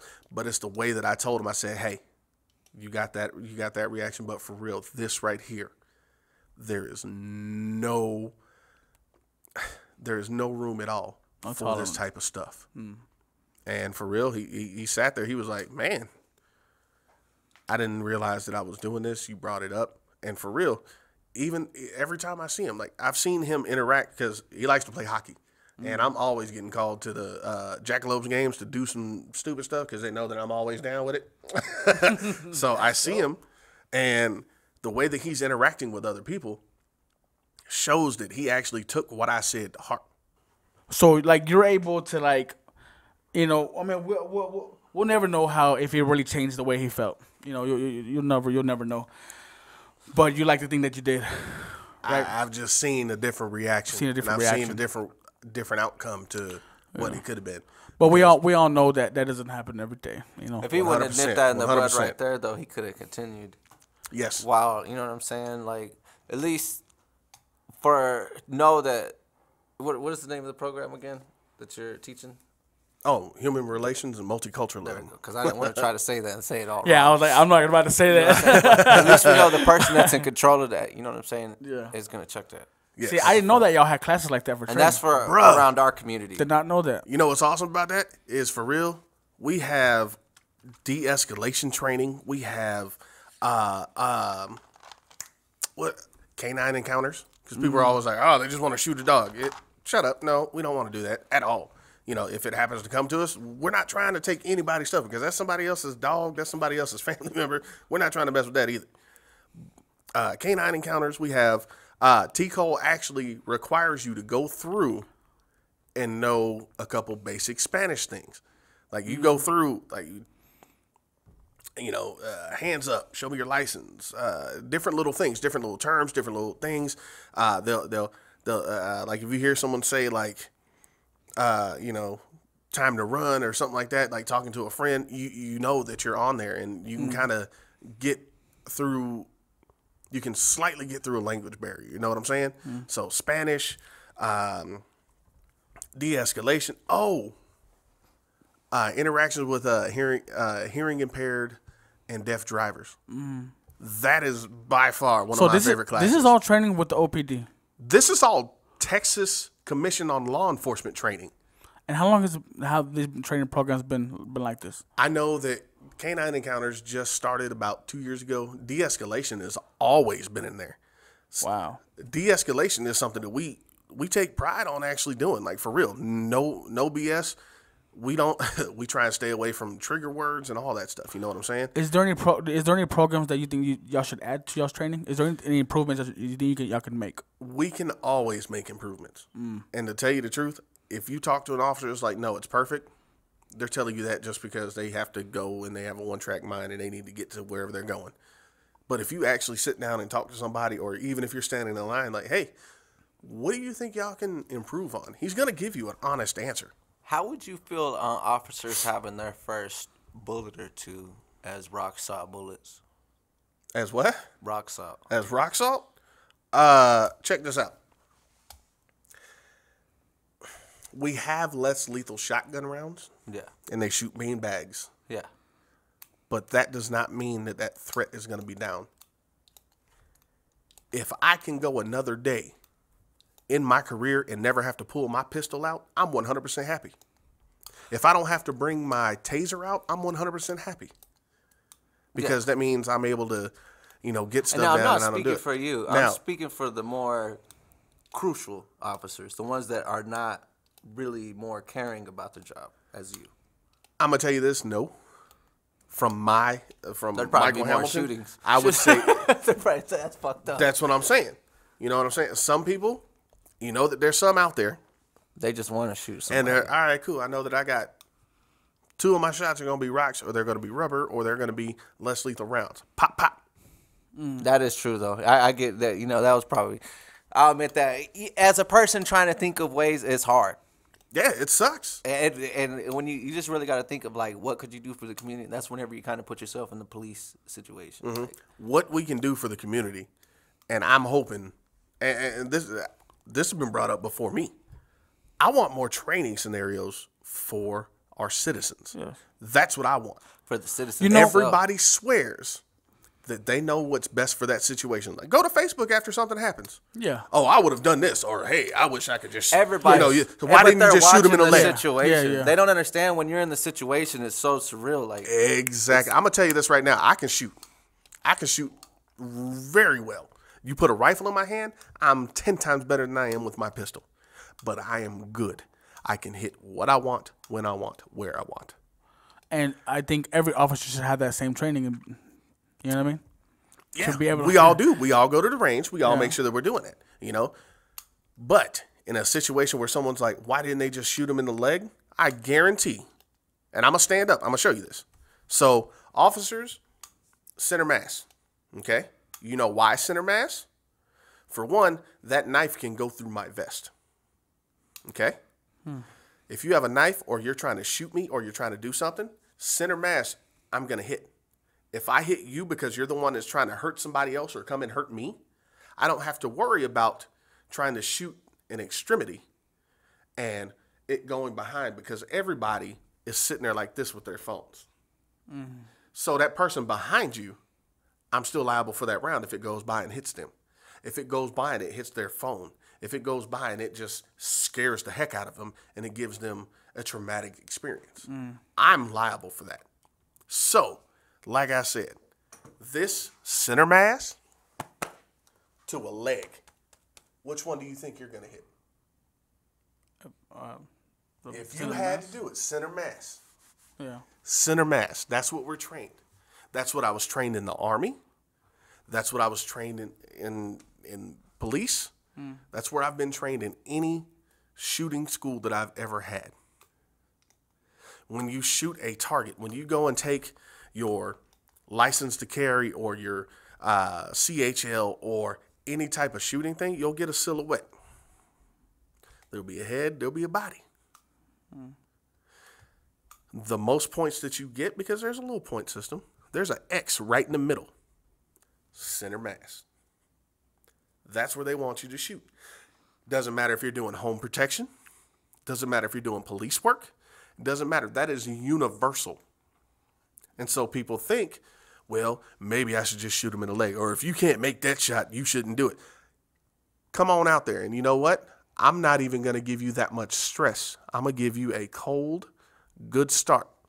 And I'm going to put you about 7 to 10 yards away. And I'll put a silhouette out there, and you hit a leg, cool. Maybe it'll be all good. But you add any type of stress where you have to breathe and actually go through your mechanics of shooting. Like a video game, you're actually aiming. You gotta on sight. You have to be able to Hit fire. You have to be able to bring it, get your target acquisition, squeeze. Make sure you're breathing, because when you're breathing, what are you doing? Moving. Where's my gun going? Up and down. I'm not going to hit what I need. If I jerk a trigger, the muzzle of my gun jerking a trigger, it's going to go back and forth. Up and down, back and forth. If I have to move, there's a lot of stuff that goes in that. And a lot of people don't understand that. And that bothers me a lot. You know, kind of like people talking about boxing matches, but have exactly. no fucking clue about no Bro, fucking boxing. I mean, but there's got to be. I mean, technology is improving every single day. And there's just got to be ways to not kill people, man. To de-escalate the situation in a non-lethal way. I mean, there just has to be. You know what I mean? I just don't see why. I mean, in our community, we don't have people really just get shot like that on desk. Now, we have had things happen down here. My wife's brother was shot by the police in his back while he was hopping the fence. And Chad Sanchez? Chad Sanchez, yes, he was shot in the back, hopping the fence, no weapon on him. He was a friend of mine, too. Yeah, but, I mean... When this happened? Early 2000s. Oh, cool. Before I got here. Yeah, a long time. It was in Midland. It wasn't in Odessa. It was in Midland. It was in Midland, yeah. But, I mean, things do happen. It's fucked up what happened, but... It's hard to think about all that right now, man. It sucks. That is a messed up situation. When people's lives are at hands, it's pretty crazy. And I feel what he means. There's got to be a way you can't kill people. Trust me, I'm with you on that. But so like how you said that guy made a racist comment. Like me, if I think the police force should behave like your army training. Your army training seemed a lot more intensive. Like. I mean, even though you said that y'all have the classes that teach, like the classes that you're teaching and stuff like that, I think it would have been a red flag for me. Like if I was like the overseer of that. I mean, this is me. I have no training. I know, but this is a natural human reaction, right? So if it were me, it would have been a red flag for me. And he would have been thrown off the force immediately. He wouldn't have made it as a cop. Okay, I think so having one mistake like that, yes, it just thrown out. that's what I would. An officer, this is good. Yeah, because he for a second he thought it was okay to make a racist comment. So that means he has race. He's probably a racist. How many friends do you have that's made a your mama joke and you look at them like, "Hey, cut that shit out"? And Oh then yeah, all of a sudden plenty they're of cool. times. Plenty of but times, when right? it comes But when do it they comes stop? to when it comes to race, though, it's a whole different ball game. If I had a friend that was racist like when it that, come to I my mama. checked. If I had a friend that made a racist comment around me, he's no longer my friend. That is. I would not allow that, and it would never happen because the way my beliefs are very strong in this day, and I would not allow it, and I would never see him the same again for the rest of my life. So same thing as a man becoming a cop. You know, he's becoming a cop. People's lives aren't going to be in his hands. So why should he have gotten away with that? You know what I mean? I just don't think he that. didn't get away I with think it was a bit of a. I mean, he didn't. Yeah, because you told him off. But I he still didn't don't. get away with that. I still don't think he should have become a police officer. But see I'm with you on that. I'm cool with that, and I 100% support your thoughts, man. Because for real, I don't like it. I don't like it at all. I don't like it if someone thinks that they can say something to somebody or just be like that towards people. I want people to be nice to each other. I don't want them being ugly at all. And that was a ugly ass comment that he did. Okay, now he was saying that, and he didn't have any Iraqis or Middle Eastern people in that academy. Okay, if he would have said that now, because right now I got somebody who's in there right now. He's Iraqi, or no, he's Kurdish, and probably the best person that you could ever meet. I love this guy. He is great. Because I talk about a different thing. He's talking about. He's like, no, I like to immerse myself. If there's something I don't understand, because I brought up, I was like, so one of the things people get one track minded, and they're a certain way, or they look differently at things that they don't understand. Now, like I said, I'm a DJ on the side, and I used to DJ over at the Recovery Room. Gay bar, hey. You know what I'm saying? Yeah. Now see, even doing that right there, that's somewhat disrespectful. Yeah. You see what I'm saying? Mm-hmm. Even doing that's somewhat disrespectful. Yes. But the people that I have been around, the people that I have, the people that can vouch for me, they'll tell you I have nothing but love. Okay?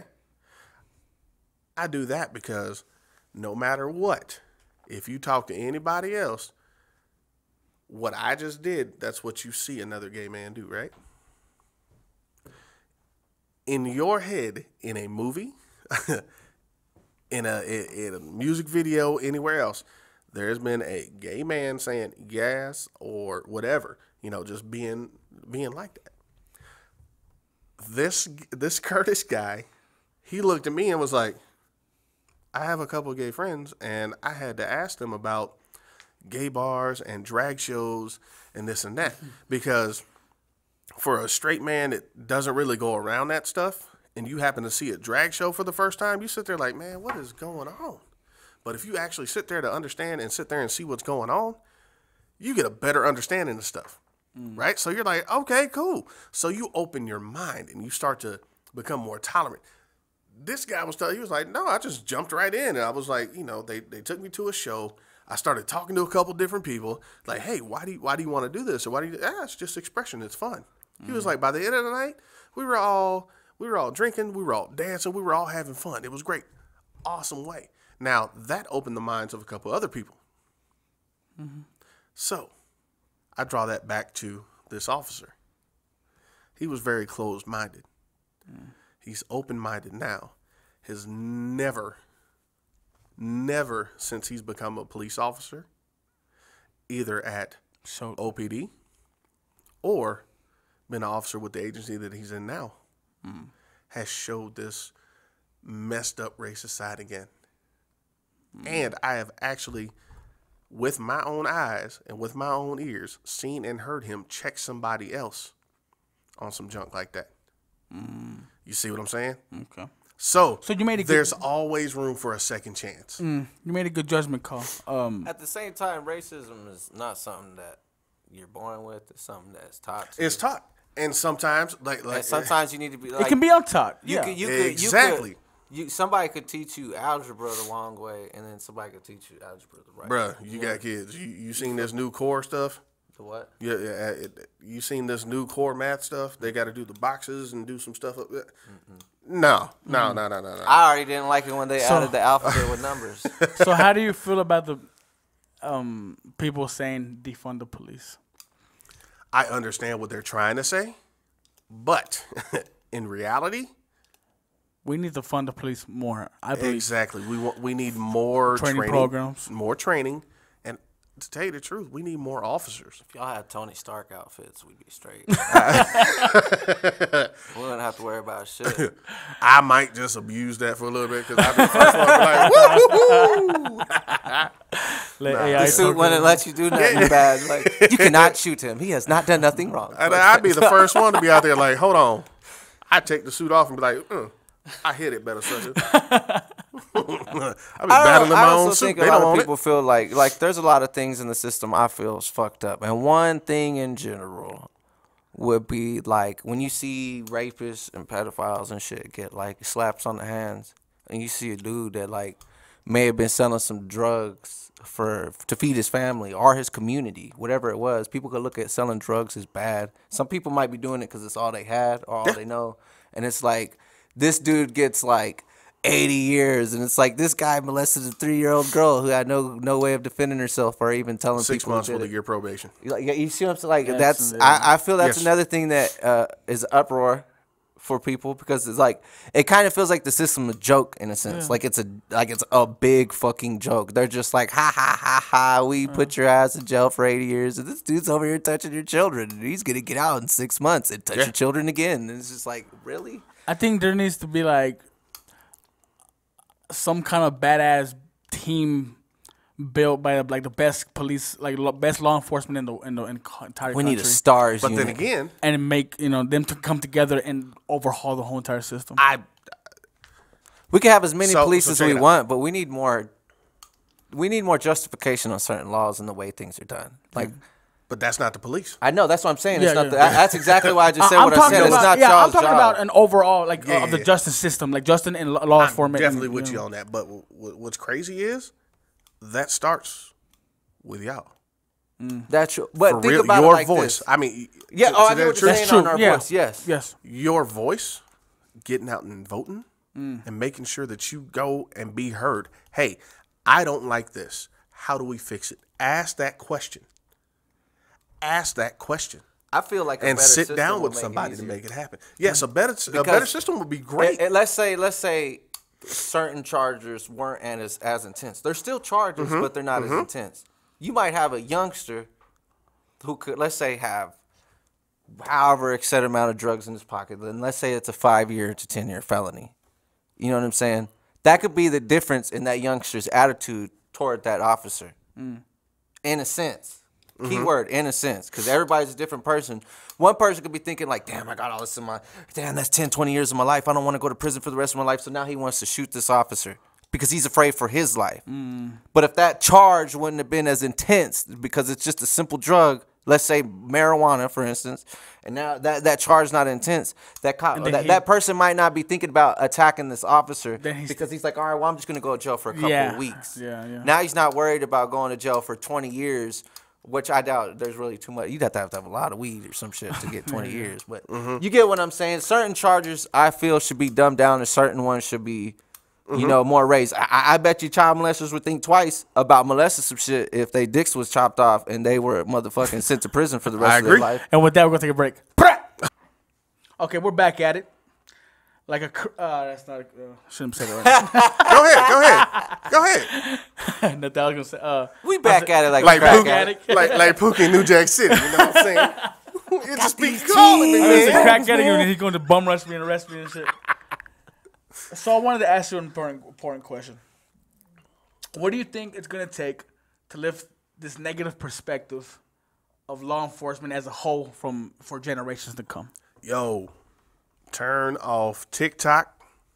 turn off Facebook, turn off the TV, turn that junk off.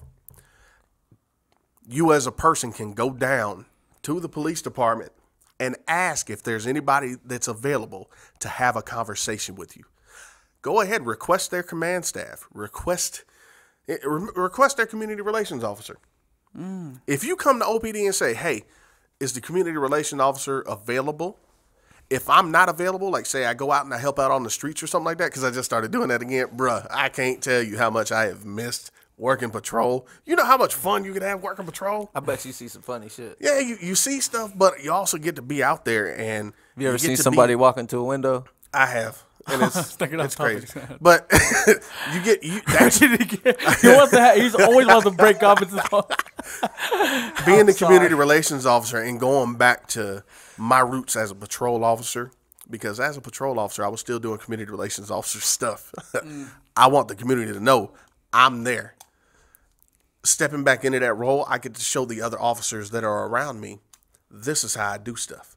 They look at me, they see a different way of handling different situations, or they hear me call out on helping somebody else out. You know, that right there, it just gets me lifted. It just everything about it, I love it. But go ahead. Even if you go to OPD and you ask for the community relations officer and I'm out doing something, they'll get me a message. I'll call you back. Tell me what you want. They'll give you my card. They'll give you my email address, phone number, whatever. Have that conversation. But make sure that you're thinking about the conversation that you're about to have. Don't come up and be like, hey, I want to talk to the community relations officer, and just be like, hey, fuck police. Because that's what's popular now. It's popular for people to be like, hey, fuck the police. You're nothing. You ain't shit, blah, blah. You don't know me. Exactly. Somebody scheduled the but interview just to say what's that. wrong is when people like generalize those kind of people, like we were just saying a second ago. You got the people who who have a real concern, like Yes. are educated concern, like they're really concerned, and they read up on it and they know how the system is, and they want the whole system to change as a whole. And then you got these younger kids who are just doing it because they want to put their fist in the air and say Black Lives Matter and fuck the police. Because that's popular. It's but popular. the cool thing about it is, man, and like for real, I just got chills again. You know the difference. Once you have that person, they say, fuck the police, or hey, I'm mad, or whatever. You say, hey, what's wrong? And they say, I'm upset with the system. What's upsetting you? And you start a conversation and you look them in their eye and they're willing to sit down and have a conversation with you. That lets us know this person wants some sort of change. The police are there for you, for real, no matter what. I don't know one that isn't. I can tell you, OPD for real, you got some real cops there. Yeah. Real cops. Real police officers. From the chief down, man. Real police officers. Yeah, we got some that might mess up. We got some that answer for that. They own it. They make sure they're not out there doing stupid stuff. And if they are, my chief takes care of that stuff. Our professional standards What do you unit. mean? Has he ever fired an officer from the? Yes. He's fired. There's been stuff in the past. And I mean, it's all public information if you happen to go up on it. I mean, there's been people that have falsified information, or we had one that just, when I started, he was horrible. And he would make racist comments and just say stupid stuff. Oh, wow. He wasn't, when I started, he wasn't there long before I got there because he came from another place. And while I was there, he was only there for maybe my first month as a standalone officer. Maybe a month or two after that. That's it. That stuff gets worked through quick. You mess up at OPD, for real. Chief is making sure, Chief and the whole command staff is making sure that we don't have those problems, because for real, I can sit here and wholeheartedly tell you the Odessa Police Department is for the community. Have they ever just fired people on spot over these situations, though? It takes an investigation. Yeah, it takes an investigation. You have to investigate. No, you I have get it. to. The only Everybody reason I gets say through that process. is things like that can happen in different jobs, and you could just be immediately fired for that shit. Yeah, You know what but I'm this saying? is a city government job. So if officers under investigation for like a racial matter, is he still working, or do they put him like on a probation period, or what do they do during the investigation? They're not out. If he's under investigation, and you got different levels of investigation, and I don't know how serious the matter is. Worry about it. If it's serious enough, they take them off the road. They take them out of their section. If it's a detective, they take them out of that section. If it's a patrol officer, they take him out of that section. Because I would like to think they would immediately, if he's under investigation, take him off. I'm gonna tell you how serious it is. You will have your supervisor, and you will have our professional standards unit, one of our sergeants that work in there, if not the professional standards lieutenant, come and grab you from where you're at and tell you to come with me. They take you to that office. They start from there. They turn on the recorders. They let everything know. Hey, this is what we're doing, and they go from there. I obviously don't know exactly what all they do. Being investigated in that them little rooms with that little tape recorder and a little teddy bear on the side. Yes, but they're gonna come and get you and escort you from where you were to where you got to go. So say you come into work at, let's say you come in early shift and you come in at 5 o'clock in the morning. They'll meet you at briefing. You're on patrol. They're gonna meet you at briefing. Hey, grab your stuff and come on with us. You going to the principal's office. They're going to go ahead, take you on. Or the shift lieutenant, hey, meet me in my office real quick. They're waiting. They're not going to let you go through briefing. They're going to get that stuff done before that lieutenant goes out and does his briefing and sends everybody else out. Oh, the supervisor and everything knows what's up. And so they're going to compile everything too. Because sometimes it might be something that the supervisor didn't know about. So they make sure they take him, that officer, and they're done from that point. Yeah, they might be on administrative leave or whatever by saying, this is what you're doing. But you are they will call you. You don't answer the phone, they send officers to your house. Oh, really? They make sure that they're taking care of you. Hey, why you ain't answering the phone? This is a condition. Okay? You have to check in. You check in this time during the day. You give me a call at this time at night. So if a cop's getting, it's like being on probation. If a cop's getting investigated, that cop has friends in the police force, do other officers get do they get mad that their friends getting investigated, or do they? If you have a good friend that messed up, what you think? I mean, think about it. You got a friend that, hey, man, you're stupid. I just went and robbed a bank. A good friend would, yeah. How would you feel if I went and robbed a bank and just went to prison? Well, feel bad about it. You're going to be like, damn, that sucks. You wouldn't be like, you dumbass, why'd you rob a bank? Yeah. You see what I'm saying? That's what I'm saying. Instead of caring about, fuck, he got caught. You're like, what a fucking idiot. He robbed a fucking bank. You get on, you're like, man, I thought you were smarter than that. Yeah. And then you go on back to doing what you do. I've had a homeboy that's stabbed somebody so many times, and he's in prison for a long time right now. And I wasn't like, oh, hey, go you stab that motherfucker. You know what I'm saying? Damn, why'd you get caught? I was like, dumbass. Yeah, a good friend. You should have just put the hands on him. Exactly. A good friend would do that. See, what really sucks is I had a real good friend of mine. He was he was a detective, and he had got into some stuff. Some stuff happened, and he got found out. I ain't know he was doing this junk. I had no idea. But then I was like, why the hell is this guy doing it?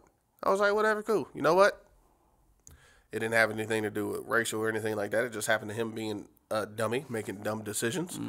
Wasn't anything that's... it wasn't anything that if one of my homeboys did it outside of the police, I'd be like, oh, man, that sucks. That it wouldn't be one of those things where I'd lose a friend over it. Yeah. I'm trying to say stuff without saying stuff. Yeah. It's one of those things where as a cop, you're like, man, you shouldn't be doing that junk.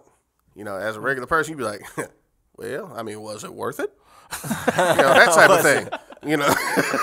Did you get what you wanted? Yeah, you see what I'm saying? So, I mean, I'm just like, man, that sucks. That is stupid, and you should have known better. You're held to a higher standard, But if it was regular, you'd be like, well, hey, it happens like that sometimes, you know? Yeah.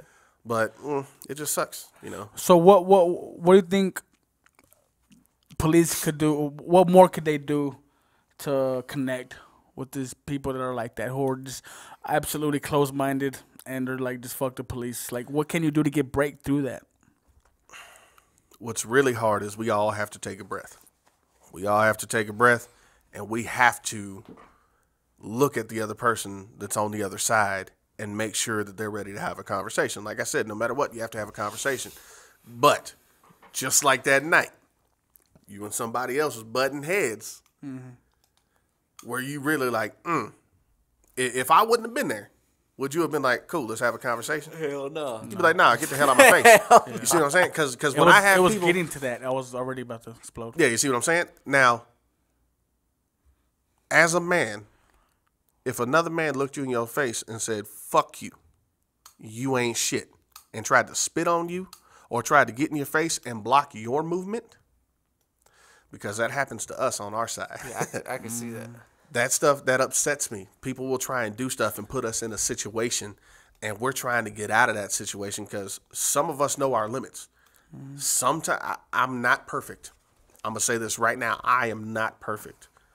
I get mad just like everybody else. I'm better at controlling myself. But sometimes, yeah, I'll look at somebody and I just want to knock them the hell out. But I'm like, I need my bank account for this check, you know. I need my check to hit the bank account. Let me back up a minute. Let me chill. Let me get a cool head. Let me come back at it. And I know that same stuff is about to happen again.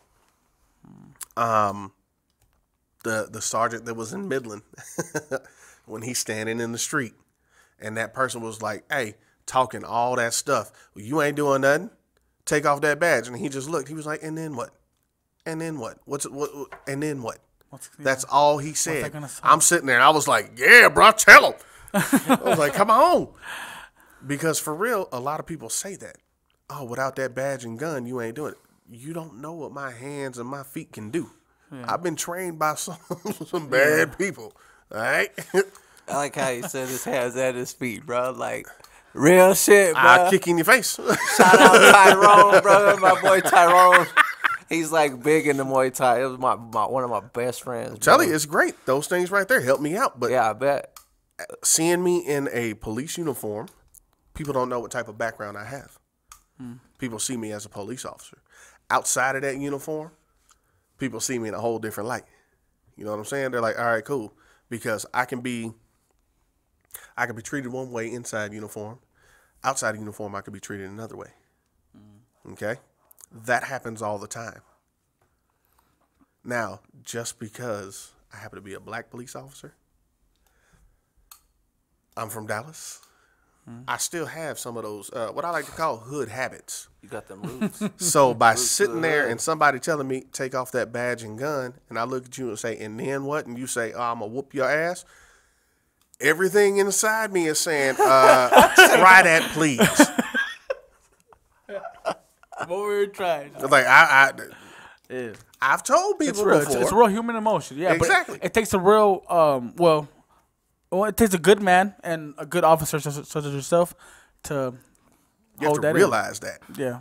And be able to, like I said, I've had to take a step back. In my opinion, it takes a lot of courage as an officer like you, man, because not only are you an officer, you're a DJ, you know, and like, a lot of officers would be scared to just cross that line. And I'm not saying that us rappers are bad people, but normally a lot of people try to associate hip-hop where bad people go. You know what I'm exactly. saying? So it's like, that's dope that you DJ and you do all that, and you actually do care about the community. And I respect you as a leader for Odessa. I wish a lot more cops were like you, I don't know what it's like for our stuff in Midland, but I hope whoever it is that's doing them long words that you were saying is just like you. I hope they just like you, bro. I'm gonna be real with you. I hope they just like you. Yeah. And Odessa, luckily, I really want to reach out you. to the community relations officer here in Midland. I want, you know what I mean? And because from what you're telling us, it sounds pretty good. You know what I mean? Programs y'all got over there, the training y'all got over there, sounds dope, man. I like that, and I think a lot of people are gonna appreciate getting this information. You know what I mean? Yeah, I'm telling you for real. You can reach out to the Not community just that, relations officer. getting to talk to an officer. Instead of being in a situation where like you feel like you're stressed, getting to hear your point of view, you know what I'm saying? Instead of being behind the car and talking to you about your life, Because I know that's what it'd be like. We get to putting behind them cars and we start talking to y'all's asses. Either the motherfucker cries, everything or comes they out. get quiet and they're mad, or they chop it up with you. One of the damn three. You know what I'm saying? Now, the crazy thing is like I was saying, you can contact your, like, if you want to know about different community programs and stuff, contact your community relations officer. They'll tell you about what they got going on or what they're trying to start. Because for real, we can have an idea, but we can't start anything unless the community gets behind it. It's really the community what I'm needs saying? to merge with everyone. If we really want the system to be together, it's kind of like how they say you need to get the blacks and the browns together, and then you can take over. Really, truthfully, is us as a community were to come together with the justice system, the police, then maybe we could actually have a way bigger voice, because it wouldn't just be the community, it would be the officers as well, to maybe change some of this bullshit ass system we got. Because even when an officer can acknowledge a problem or a flaw in the system judicially, you know, like how we were talking about the rapists, the molesters, the drug dealers, et cetera, et cetera. Yeah. When even they're noticing the problem, if we were to all come together as one voice, possibly we could make a change in the outcome. Oh, and you just don't know. You mess around and go over there and talk to the chief, talk to command staff, talk to a couple officers, you'll see how like-minded we are. Like, for real. Yeah. We all really want the same thing. I've seen officers that, and I know to some officers it would seem bad, but I've seen officers let certain people off on things that they could have been on some deep shit. I've seen a friend that he had a whole bunch of stuff on him. He got pulled over. For some reason, he only got charged with one thing. It was still a felony, but they could have tied his ass for 5 felonies. That could have been his life right there. Yeah. You know what I'm saying? I mean, he still gave him the felony, you know what I'm saying? But it's not like he gave him the whole book. He was like, damn, that's kind of fucked up. He was like, I'm just going to throw these bitches away right here, and we're going to charge him with this one. That's how it goes sometimes. But that's the officer letting you know, hey, I feel what you're trying to do, because we all got to do what we got to do, but I have a job to do. Yes. Now, like I said, I'm the community relations officer. I used to live on the south side of Odessa. I used to live right there off Snyder. They would see me run. I take my runs right up and down Snyder. They know who I am, but they had respect, because for real, I took a little bit of time and walked up and down Snyder one day. You invested yourself in the community. And that's a big thing. Maybe, what if y'all could do something to where you have officers, like, kind of like leader officers, like officers you see as leaders, and you had them in certain jurisdictions of the city, certain sections where these people actually communicated with the community like you do. So they can kind of get the voice of their side of the community. So everybody could kind of just come together and we can come to one big result. We try that. We've had different, what's called round tables. We would say, hey, we're going to be in this area. Come over here, talk to us, ask us anything, voice your opinion. Not like that. Not the people. Let's take a break real fast, okay? All right, Mr. Michael Hamilton. DJ. Have you ever been targeted because of the color of your skin? Yeah. Coming up, yeah, all the time. Can you tell us? There's been plenty of times I've been pulled over.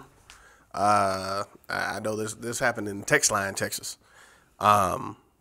Big guy. I drive. At the time, I had my 2003 big old green Chevy Silverado. You know, it was cool. I got that. I drive back and forth to Colorado. It's one of my favorite trucks, Chevy Silverado. It's my favorite, man. I love it. I love those. It's in the back right now. I got to get the transmission fixed, but you know, we'll be rolling it again soon. Drove that through Texline. Nobody's really driving through Texline.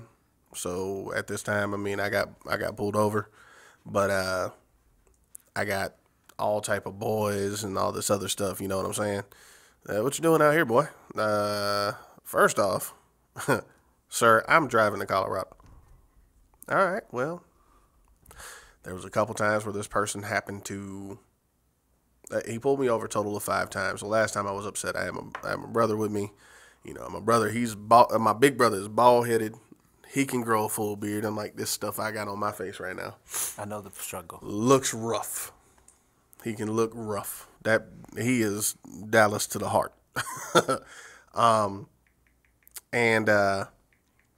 Well, he happened to pull me out for the last time. I got a little upset. Well, he just said, oh, no, well, you know, go ahead. You know what's up. Pull out. You got another one with you today. So I'll get him out the car here in a second. I was like, yes, yeah, you can check the car. As you can tell, I know that you're looking for something, knowing that I'm coming back from Colorado. You do what you got to do. But you search me first because I have my pistol on me. And he's already trying to grab for his pistol. I say, hold on now. It's on my right hip. I reach out, open my car. I was like, he don't have anything on you, but I'm letting you know right now, I got mine. So he goes, and I have my badge right on my right hip too. So he goes in, he goes straight for the pistol. He pulls it out. Nice piece. Where'd you steal that from? Clears it. What? And puts it, bro. I have He's like exact words. I'm sitting there, exact words. I'm sitting there. I'm like, this is horrible. But I'm like, cool. I got to make sure I eat, and I got to make sure I get away. You know, it's all good. I can't be aggressive right now. I sit on the hood of his car, and he tells my brother to get out. He comes back, and I was like, well, he got my pistol and all that stuff up there. And I said, hey, sir, one thing that you forgot. And I started grabbing my shirt right here, and I started rolling my shirt up so I can pick it up. And then he saw my badge. All of a sudden, he got to stuttering. Why didn't you tell me you were a police? How long you been a police officer? Since you started pulling me the hell over. So, as far as I know, he don't work there anymore. I was upset. Pulling me the hell over. I got a cool written email, or not written email, but a written letter from that sheriff's office, and everything really? was cool. Yeah, it was cool. He was like, yeah, I didn't know that stuff like that was happening. Damn. So it was all good. I think one time I was talking to you when remember when I went to the office over there, the city office.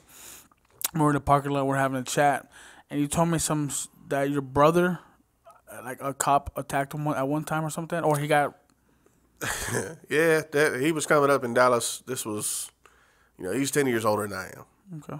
So he's born in 75. He's going through, early 90s and junk. Back then, policing was totally different. I already know. I watched him, get pulled out of cars. I watched him get slammed on hoods, all that stuff, But, I mean, it sucks, Even when I was in Colorado Springs, I'd be walking home from, and this was like 99, 2000. I'd be walking, and El Paso County Sheriff's office out there. Out there, it was El Paso County. That was cool, too. So it's like I left Texas, but I ain't leave Texas, So out there in Security Whitefield area of Colorado Springs, it was the El Paso County Sheriff's Office that dealt with us out there, that patrolled and was in that jurisdiction. I'd be walking back from high school, and it'd be nighttime, and I'm always putting in work, whether it be football or basketball. I'd be walking through duffel bag, coming home from high school. My high school was maybe 5-6 blocks away. So I'd be walking 5-6 blocks, patrol car passed by. I know I'm getting stopped. I could look up, well, I'm about to get stopped. I could have Whitefield Gladiators on my jersey, walking and all that stuff. Hey, come here real quick. What's up, sir? Hey, what you doing out here? Walking home from basketball practice. What you got in your bag? Basketball shoes and my ball. Well, you're holding your ball. Yeah, I have my court ball and I have my street ball, shooting jump shots and free throws and all that stuff over here. Let me see your bag. Okay. And as I start to hand him my bag, I get my wrist taken to, and I get sat on the hood of the car, and I get put in handcuffs and sat on the curb. Okay. Wow. I ain't do nothing. But I mean, that's the type of stuff that helped me become a police officer. I was like, look, I don't want to see anybody have to deal with that. I saw that. But another reason that I became a police officer was because there have been police officers, like my school resource officer back when I was in 5th grade before I moved to Colorado, that talked to the other school resource officers because they had a school resource officer camp, and it was like a 2 or 3 week long camp, month long camp, and we did it at the school, but it was $400. They knew I couldn't pay for that stuff, but between my school resource officer, she talked to the other 5 or 6 that were there, and they came up with the money and they sponsored me to go through. And That's awesome. my school resource officer just told me, you're a good kid. Just make sure that you and your mom don't have to pay us back. Just make sure that you do good. And now I was like, cool. You know what? I can give back like that. That's awesome. And still, like I said, to this day, I give back however I can, whether it's, just giving back with my time to the community or, we have the police athletic league, right? And I'm a DJ. So I take money from my DJ business, and I will match the $500 scholarship that we give the returning senior that will be there for their last year to volunteer. That's dope. If they have came through the program and they go through high school and they stay with the Police Athletic League with us every summer and they're going off to college, we give them a scholarship. It was $500 for the last 2 years. I've been able to match that. This year, I'm trying to give $1,000 because we got two seniors that are going off to college. We haven't been able to do anything yet for them or anything like that, but I wanted to be able to match that $1,000 to give both of them $1,000. Oh, that's dope. That's my way of giving back. Man, that's awesome. You see what I'm saying? So I'm not only giving back by stopping by and making sure that you know that the police department's there for you, making sure that even if I have to tell you what you don't want to hear, I'm trying to help service you in any type of way that I can. I'm giving back with money or services as well. You know what I'm saying? That's awesome, man. It no matter what, even if you become a police officer in a community you're not even from, that becomes your community. You have to take ownership of that community. You have to take the good with the bad, the happy with the sad. You just got to keep on going. That's how I see it. That's how, for real, a lot of the people that are coming out from different areas to come over to the Odessa Police Department, that's how they're seeing it too. Especially after talking to me, and I give them that good explanation. So I mean, it's just, you have to take ownership. I want our citizens to take ownership too. We're talking about people that say fuck the police and do all that stuff. You have to take ownership. You can say what you want to, but what you say is not free from consequences. You also do It's a all program. about actions. If you want to say fuck the police, come be a police for 12 hours. I don't even want them to be a police officer for 12 hours. come I just sit want with them us. to come and just That's chill. what I mean. Not That actually is be it. a cop. I'm not gonna lie. I've been guilty. I'm not of, saying be a cop, but come sit with y'all. Yeah. You get what I'm saying? Like I'm a, not gonna a lie. ride-along. I've been guilty of saying that before. I And have it, too. it was times where I was just so mad and fed up with some of the police systems that out in the country, like like shootings of unarmed Yes. people. It's that I didn't think should have been murdered in the first place, and it wasn't that like I was saying fuck the police as in like fuck you. Facts. Because after knowing you, I gave would never tell you that. You But gave somebody, you found somebody that you can blame. Like, hey, this is your freaking problem. Yeah. Fix it. You want to hold somebody accountable for it. There's been I'm plenty- definitely with you on it. So I'm, bruh, because I've been there. Fuck them. They're being stupid. Why the hell am I do nothing but good. How the hell are they stopping It's me? not fuck every police officer, but fuck the police that got me fucked up. 'Cause Exactly. you got me fucked up. but then Exactly. again, a media can the media can be like very Media twist everything. can't twist Yes. things, and I think Everything. we should start focusing a lot on cops like Michael Hamilton. You know what I mean? media is like the I think DA. people, yeah. Them True. motherfuckers will come at your gut. And throat, it can, the media can make Definitely, a certain group of people hate police. They Yes. can, but that I'm like what I do. I take information from every side. I try to analyze the situation the best that I can, and then I come with a conclusion how I'm going to feel about the that we're situation. fathers now. We ain't teenagers. But you don't. no But more. you have a lot of people that don't do that. You have a lot of young kids that are just straight up fuck the police, Ready to fly off the without handle. giving a shit about it. You know what I mean? And when you get past that, you know what I mean? They ain't got nothing to give a fuck about though. See, like But me, the- I was a young, dumb, little reckless motherfucker. But as soon as I had my kids, all the fucks that I never gave started giving, and all that little reckless shit that you do, you start feeling bad for that stupid shit. Because, like my mom always told me, you were a reflection of me and you were a reflection of yourself. So everything you do comes to me and comes to you. You know what I'm saying? So now I have to live with that. There's stupid shit I've done in my life that I have to look at those people and know, like, I can't change their opinion on me. I fucked up. I'm sorry. You know what I'm saying? But same thing with the police, man. There's still certain police I stand by saying fuck the police. But there's plenty of officers that I give respect to. This gentleman's one. My cousin, I would like to see her in action as a police officer. Yeah. You know what I'm saying? Daisy, going to do some live. But after this interview, like after learning some of the things, like the training programs for the OPD, you know, maybe I'm gonna be more careful about saying fuck the police. Maybe I'm doing some more research on more police, you know, academies throughout the country. You know what I mean? Because I don't know if the same system is the way it's the same around the country as it is here in Texas. I can just tell you about T-Code. But I think the whole rest of the country needs to be a little bit more like a OPD. You know what I mean?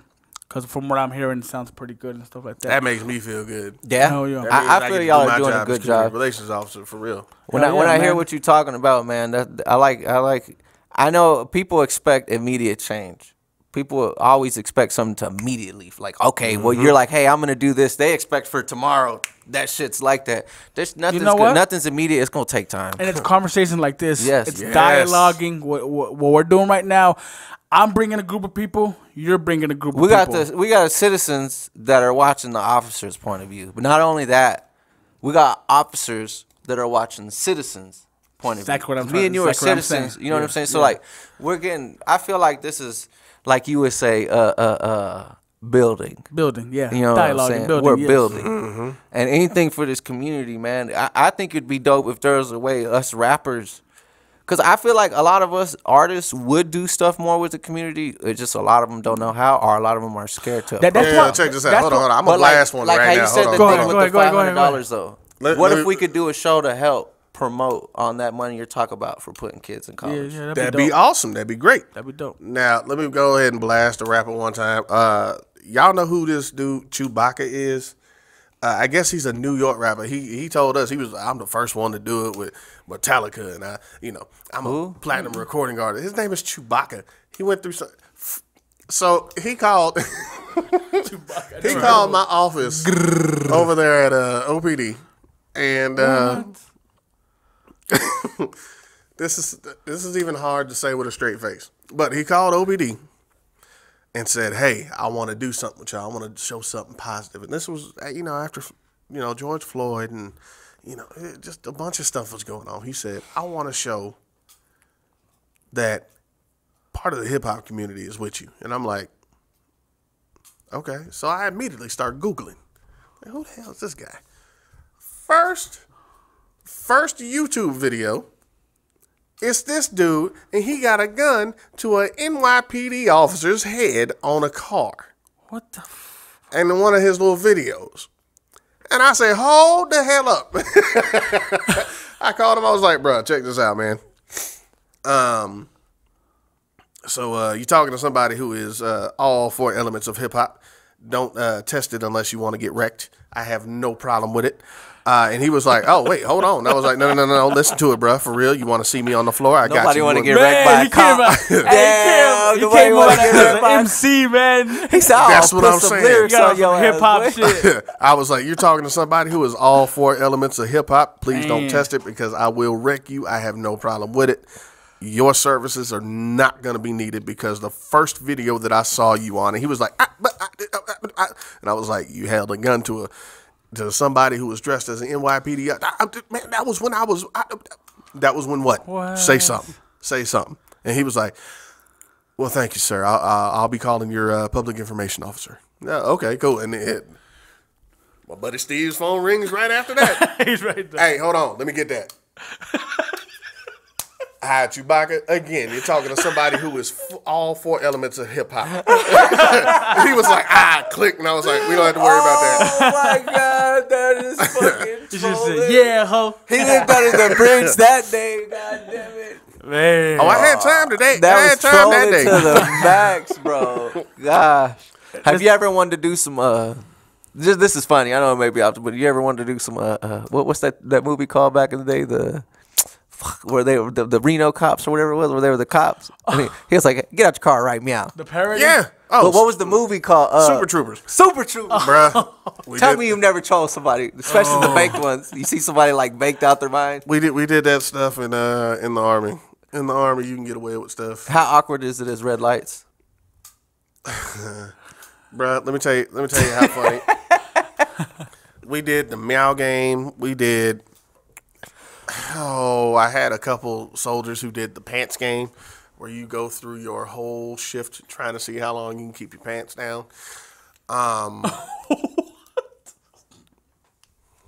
I told somebody to go look for a That's flux that's capacitor. you You did. have fun in your work, man. You know what I mean? See he's done shit like he told me he had a Batman grappling hook one time, and I believed his ass. He believes it.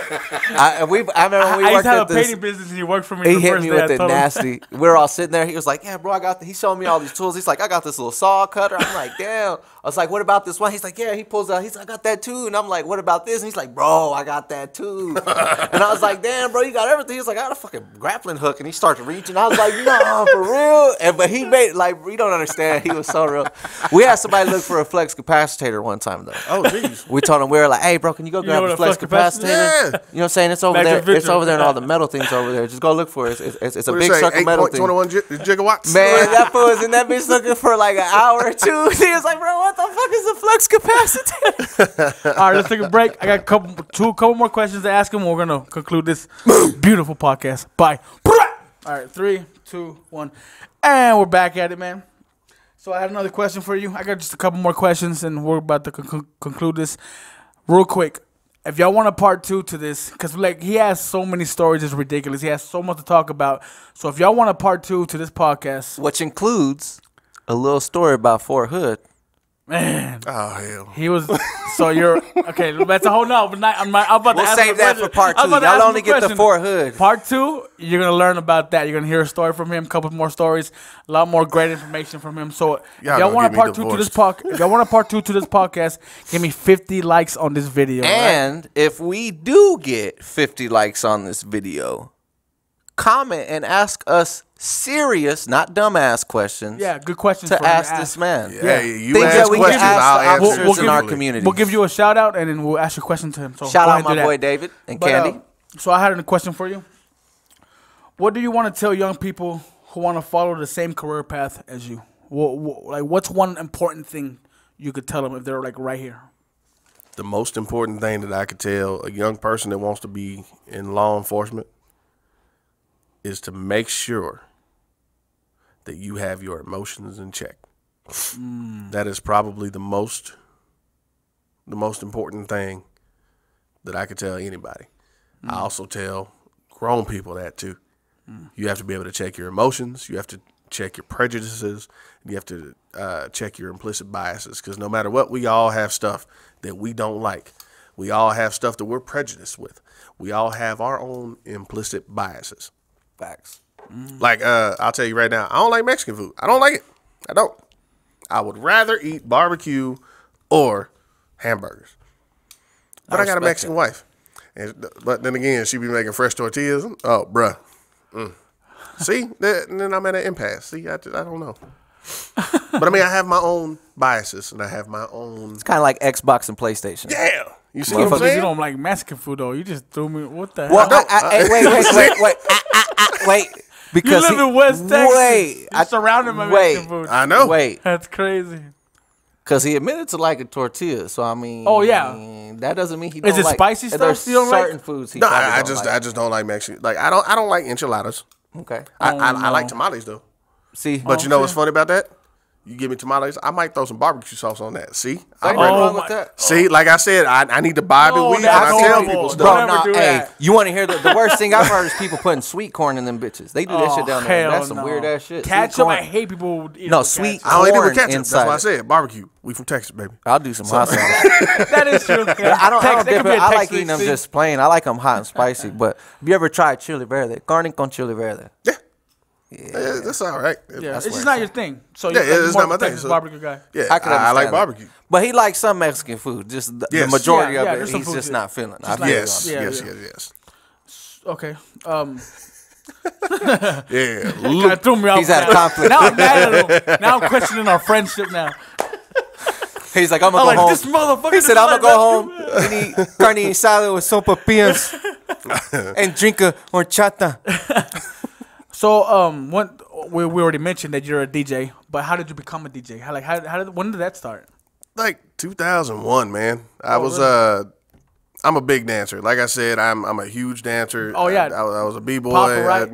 Yeah, I'm a popper. That's your specialty? Yeah, I pop A lock, b-boy. I get down.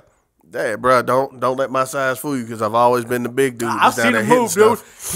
You have a Can you do video the that went 1990? viral, kind of, right? Didn't you? There was a There couple. was a video that I seen had like thousands and thousands of views, didn't it? There was a couple. Yeah. You do the 1990? Didn't somebody make a video? I that- used to. flare? I like the thousands better than the 90s. Oh, okay. Because I'm like I said, I'm heavy. I had to Yeah. Yeah, all right. myself. The flares. No, I used to break dance a lot. Can't when I was flare, young. but I used to have pretty good meals. My little brother, that boy, sick with it. I used to do the flare when I can't do that shit no more. When I was I like could do like 12, one flare. Sixth grade, I was in a talent show competition and we won second place. We were breakdancing our fucking out to a Beastie Boys song, that yeah. robot one. Boy, Yeah. we broke Yeah, it that down. was Intergalactic. Yeah, that was one of the most popular ones. Yeah, We I broke remember. down to that motherfucker when we was young. We were like 5th, 6th grade, bro. I remember it was at Casa de Amigos and shit. That's what's up. But being a b-boy and being a dancer, I used to go to different jams and go to different battles and stuff.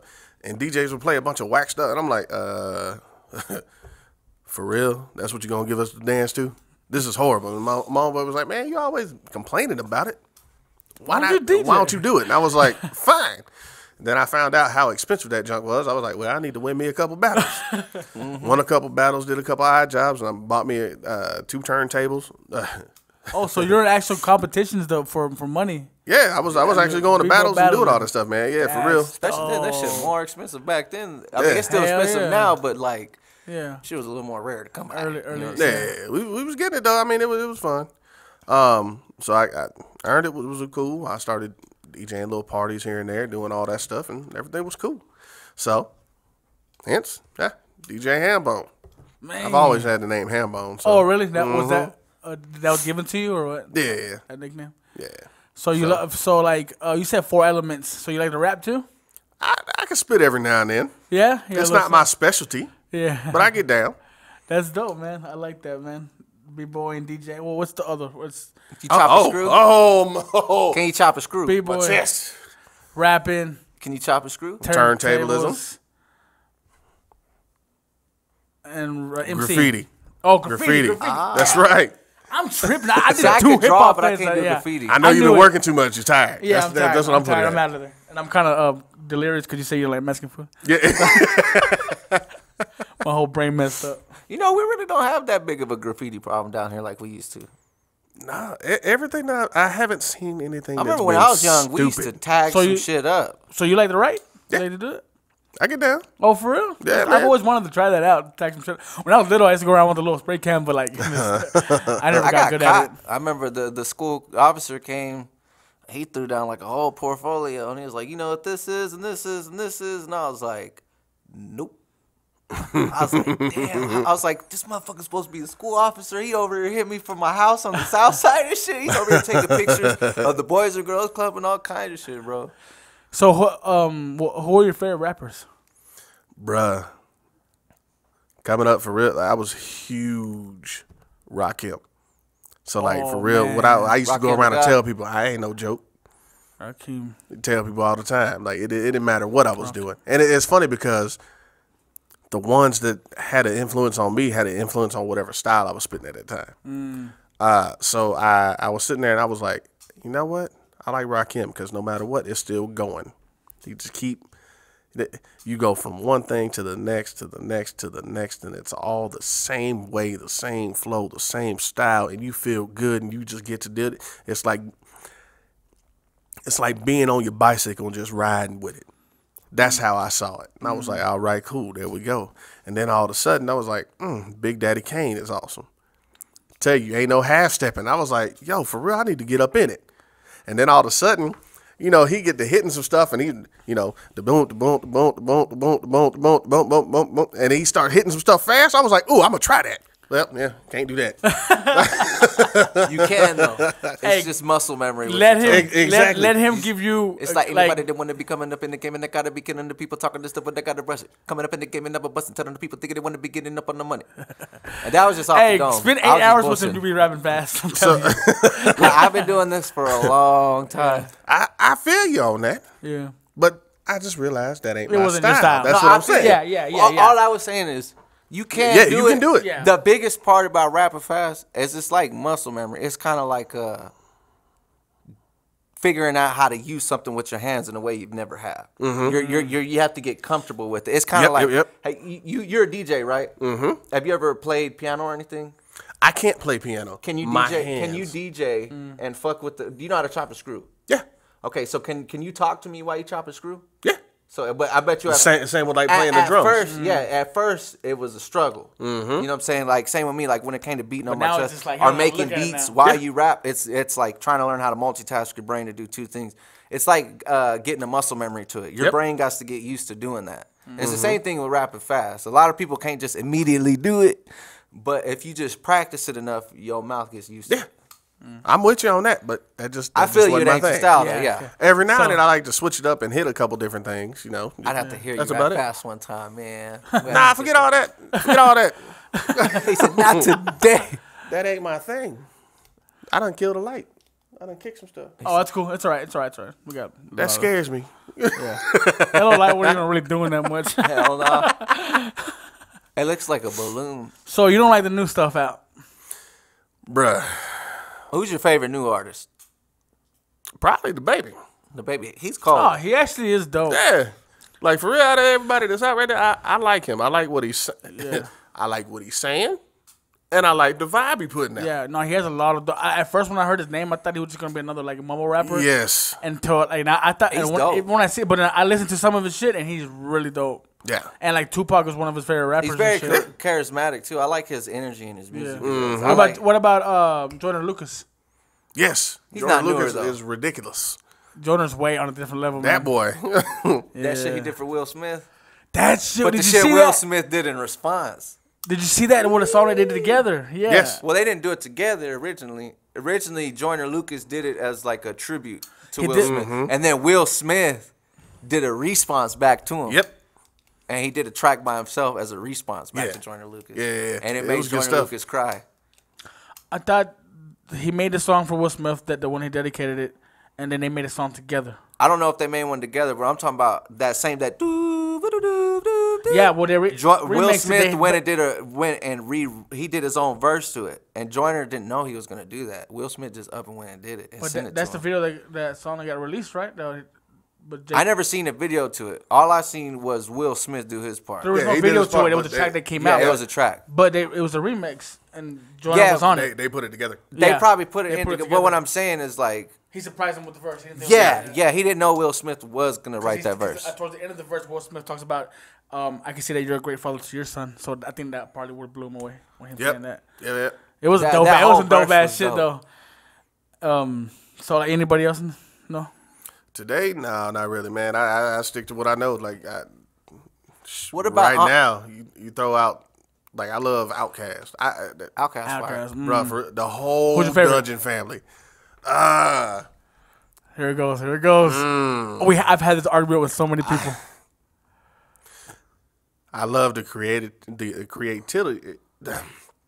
creativity of Andre, but I like how Big Boy gets down. Big Boy is my man. Man. That's just how it is. I feel you.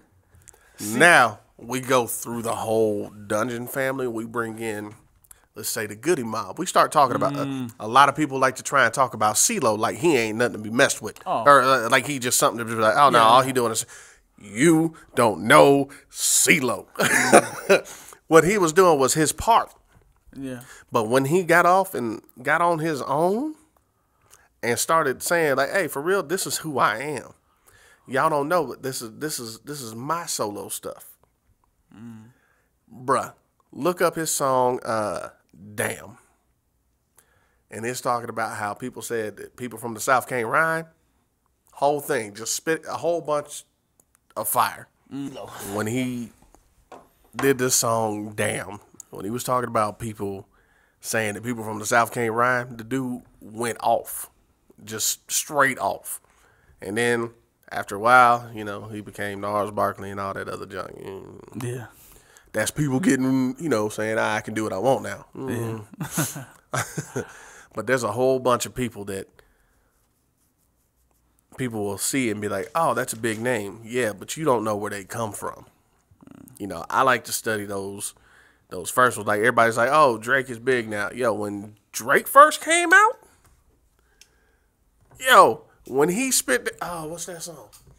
I'm Going In. When I heard I'm Going In, I was like, cool, I'm a fan. But now I'm like, go on about your business, bro. I mean, I love Drake. He's dope. He's a good artist. But when I found out he had ghostwriters, kind of like...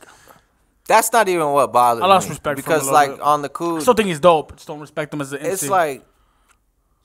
Ghostwriters, I understand. But, like, there's point of creativity where, like, let's say me and you are sitting down writing a song, and I might help you with the 2 or 3 words. A lot of people are going to put me down as a writer with that. Like, I helped you write it, in a sense. Even though it's 2 or 3 words, that's like me helping you writing. Would you consider that as me ghostwriting for you? Now, I'm not justifying. I'm not saying Drake don't have ghostwriters, but you get what I'm saying. Yeah. But if no, people, see, I see nothing wrong but with if that. people We're were getting helped out with to, some bars. but what I'm saying is, when people look up the song like they do half of these songs, it's gonna show my name as a writer. Yeah. So then, obviously, they're gonna assume that I'm a ghostwriter. Yeah. You get what I'm saying? Yeah. So it's like the thing with Drake that really got me on top of the ghostwriter, because I really don't like somebody that writes a whole verse for you. You know what I'm saying? I understand as long as you admit That's to it. what And he had, like- if you're more real about it, that's when you lie about it. If you're like, yeah, I write all my shit. No, hell no, nobody ghostwrites my. When you lying about that shit, I can't respect it. As long as you being real with it and not faking the funk, you know, I can respect you. No, but the thing with Drake Drake had was co-writers like how that he wrote came whole out like he songs, was bro. from Texas. I could have swore at first on one of his mixtapes he was repping like he was from Texas, like he was from Houston and all that. I ain't never watched Degrassi. I'm not a big TV watcher, so I know who the fuck he was. Yeah. So I'm over here thinking this fool's from Texas, so off rip, I'm showing him love just because he's from Texas. Plus, Yeah. you know, that shit was hot. All I need is a red jacket and some find out zippers. he's Like, a all that shit. Canadian. He was going in, you know what I'm saying? But then, like, faking the funk with Texas is really what got it with me. I don't like people that fake the funk, bro. Like, I'll respect you more if you're just real with me. If you're like, hey, yeah, I wrote this song and fucking half of it was written by him. Fuck yeah, dude. Yeah. But hell yeah, I respect that shit because you're real about it. You know what I'm saying? That's another thing. Texas, oh my God. Scarface, Yeah. huge influence on me as well. Scarface, Ghetto Boys. Lil Flip. He came out when I was The way we starting to ball. make Game my over. yeah, Lil Game Flip Over was the right shit. there, bro. For real, like when I was fighting, that was the second song that I came out to. Like that just came out. It's just bopping on the way down. Well, I to the remember when ring. that beat first came out, especially for us, we were all, you know, Pac-Man was my shit as a kid. So it's like, I was a little pop, pop, pop, pop, pop, pop, pop, pop. I was like, oh, this is live. I remember they used to have, it's not SoundCloud, but it used to be like SoundClick or something where you used to go get the beats from back in the day. Before we had all this extra ass shit, you'd go to these websites and you'd get these beats. And I remember right around that time he made that shit, they started dropping all kinds of beats like Super Mario beats, Metroid, all these video game beats. And I remember being like, damn, they dropped the Resident Evil beat, all kinds of shit, man. I miss the 90s on the cool. I really wish social media was gone.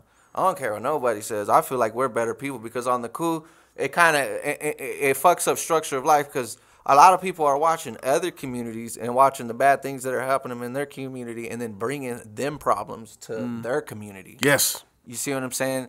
And it's like, man, fuck that. Like, if we didn't have all this social media and all this shit and we just focused on what was in our lives, our lives would be a lot better. This social media shit be fucking up a lot. But then of again, shit. social media is good for awareness. I agree, but We can get news out faster than ever. that's amazing. We had awareness And we back can then. learn, Communities would and we talk. can learn from each other way more than we ever could before. Yeah, But we can learn in bad ways, too. I talked to about 3 people during some of the marches because I had to be out there. I was just making sure that nobody would do anything stupid Shout or out whatever. to In Defense of Black Lives, Tryon Stevenson. 100%, man. I'm gonna choke him out one day. Trying, we gonna get it. My back is almost finished. We gonna get to training. I'm telling you now. I can't wait. You and Dez, bruh. We gonna hit these mats. We gonna have some fun, man. I'm so excited that I'm getting better because I get to train. He's came over. He's trying to help out. He wants to help out with some of the other things. Now the thing is before that he had an idea, and then he sees it, and he was like, "Oh, yeah, that kind of changes some things," because we let him watch our stress inoculation. Yeah. So he goes in there, he sees, he's like, "Damn, all right, well, how much?" He took me outside. He's like, "Well, how much force does it take for you to get your asp out?" I was like, "Well, it takes this much, you know." And I showed him. I put it in his hand. He felt the weight and all that stuff. He was like, "Huh.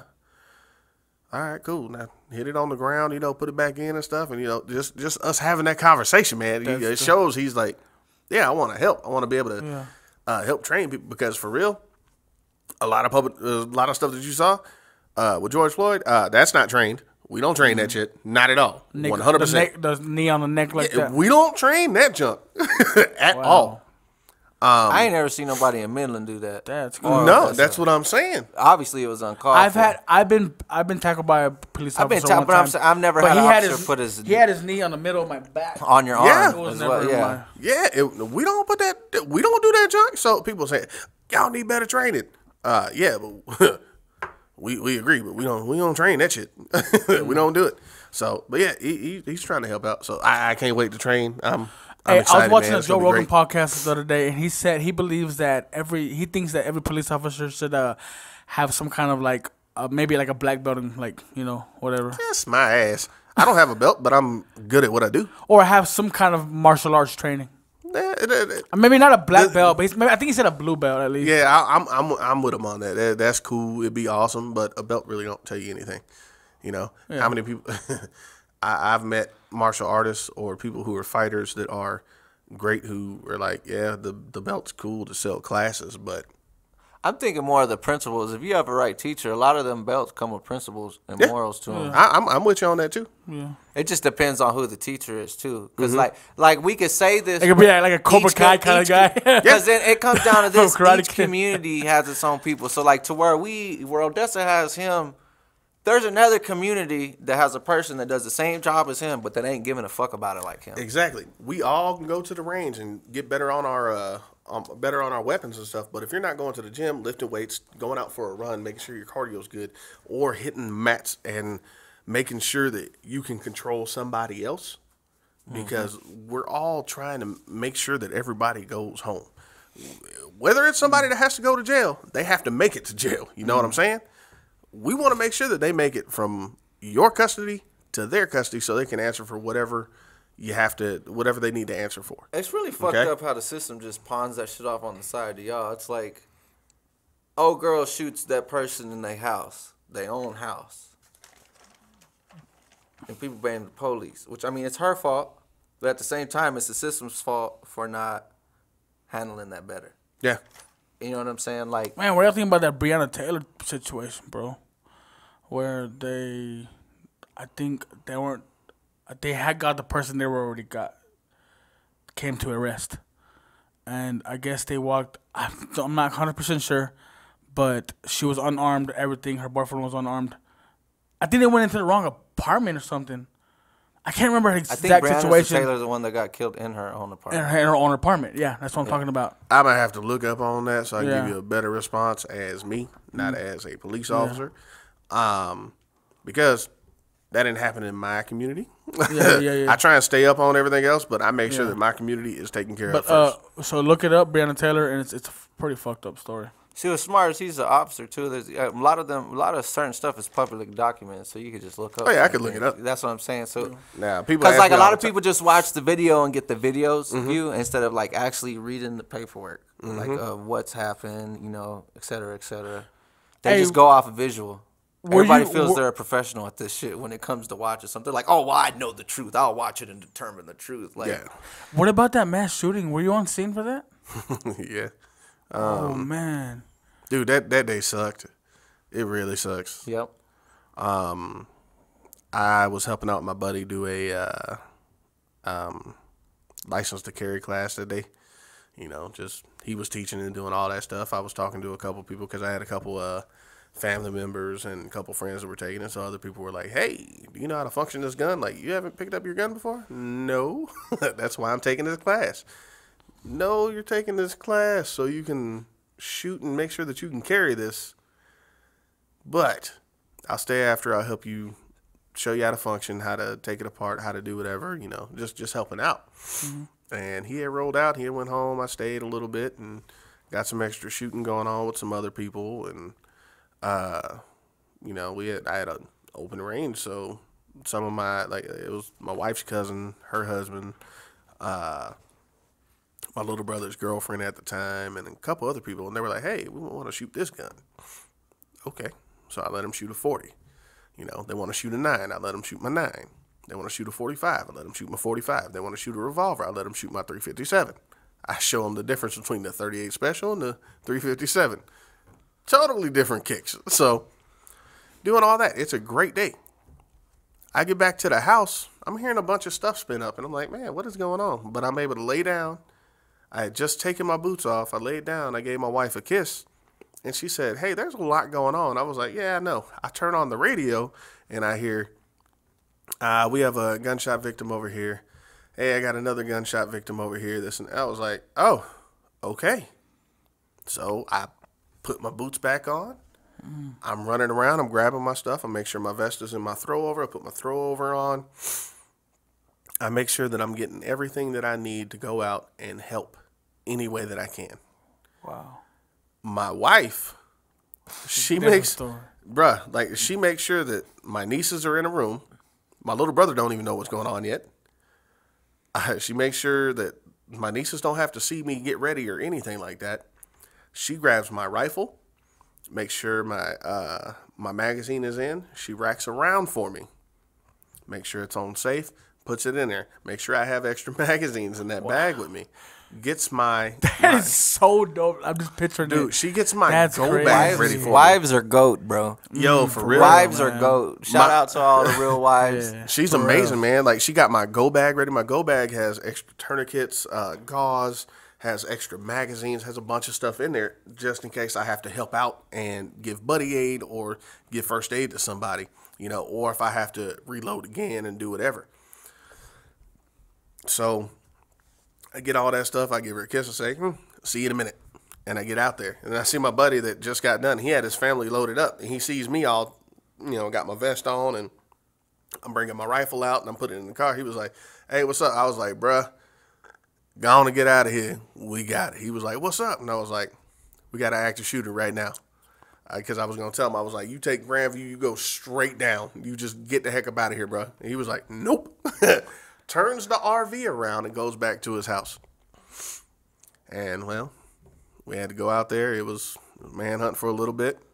The bad thing is that people will call in and say, hey, we have gunshots over here. We have this over here. And it takes a minute for dispatch to give that information out. So by the time somebody calls and says, hey, this person shot over here, this person needs help, 5 minutes down the road is where the actual person is. So we have an area. We're trying to get information from this person. They can't give us what it's on. This person changed cars. They did everything. It was one of the hardest things that we have ever had to deal with. We have not trained for a situation like that. Wow. But now you can't really put too much past us. We make sure we say, hey, we got caught off guard that one time. Don't do it again. That's the stuff. We make sure that if we have to go out and take care of something like that, we're making sure that we have communication between the agencies. We make sure that we have communications between our emergency operations center. And we make sure that we have the different tactics and stuff that we need for this. If we ever have something like this happen again, or if we have another type of shooting situation, we're ready for almost anything now. That might concern a few people. Like, I think a bunch of people are asking right now, like, how are they not trained for that already? You know? You want to know? Like, for because a whole bunch of stuff. Who would have thought that somebody would be driving around doing that? We're trained to take care of a situation, but that was one of the least likely scenarios, of course, that anybody would ever train for. You know what happens more? Out of any type of shooting, what do you think happens more? Domestic disputes. You think domestic disputes, or you got school shootings, church shootings, things like that. We're going to a certain place. People want to shoot up an area. Everybody just is there. You know, the statistics show that you have one lone shooter, or you have two shooters that stay together. This is all statistics. Okay. Texas State University put together statistics. I also teach civilian response to active shooter events too.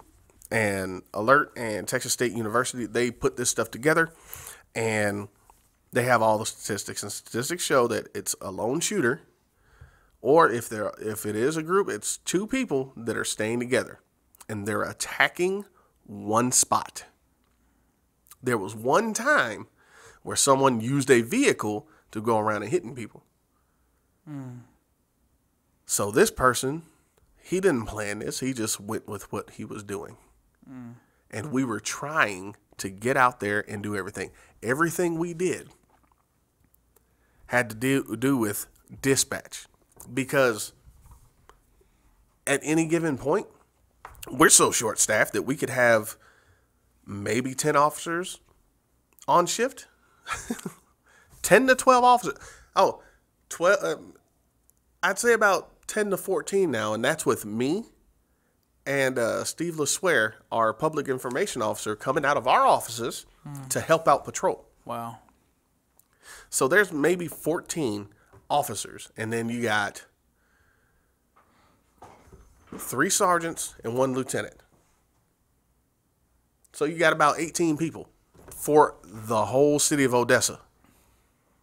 Wow. I mean, for the OPD, but it's And still not state just that, troopers and sheriffs, though. he Yeah, did state go- troopers and everything else came back too. Yeah. But state troopers aren't getting the calls. Didn't it start in Midland?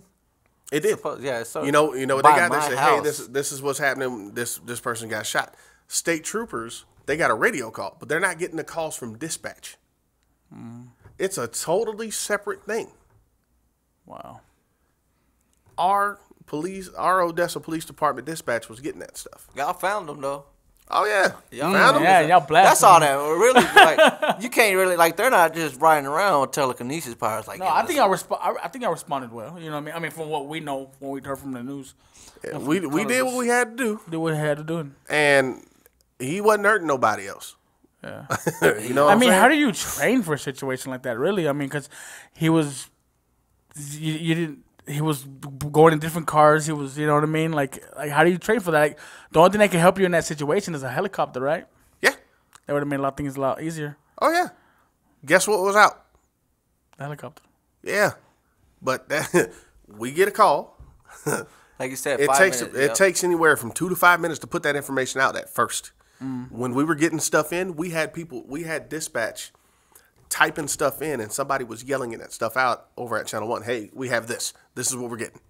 And so they put it out. Limited information. We always have limited information. It sucks. We have to. Dispatch has to decipher through it. Dispatch has to put it out and put it out to officers. Unfortunately, we have to bring this podcast to an end. I got homework to do, and yeah, that's not getting turned in on time. Because I'm an hour behind, and I got to have it in by 11:59. All means though, this is Eastern a great time. podcast. Like we could just go on forever. And like I said, if y'all want to see part 2 to this, give us 50 likes on this video. Hit the subscribe button, okay? For your DJ needs, hit up DJ Hambone, man. Hit him up. He's a dope DJ. He's a good guy. He's a good cop. He's a good friend. He's just an all-out good man, and I appreciate you for being on our podcast. Thank you so problem, much. man. Appreciate you, Jake.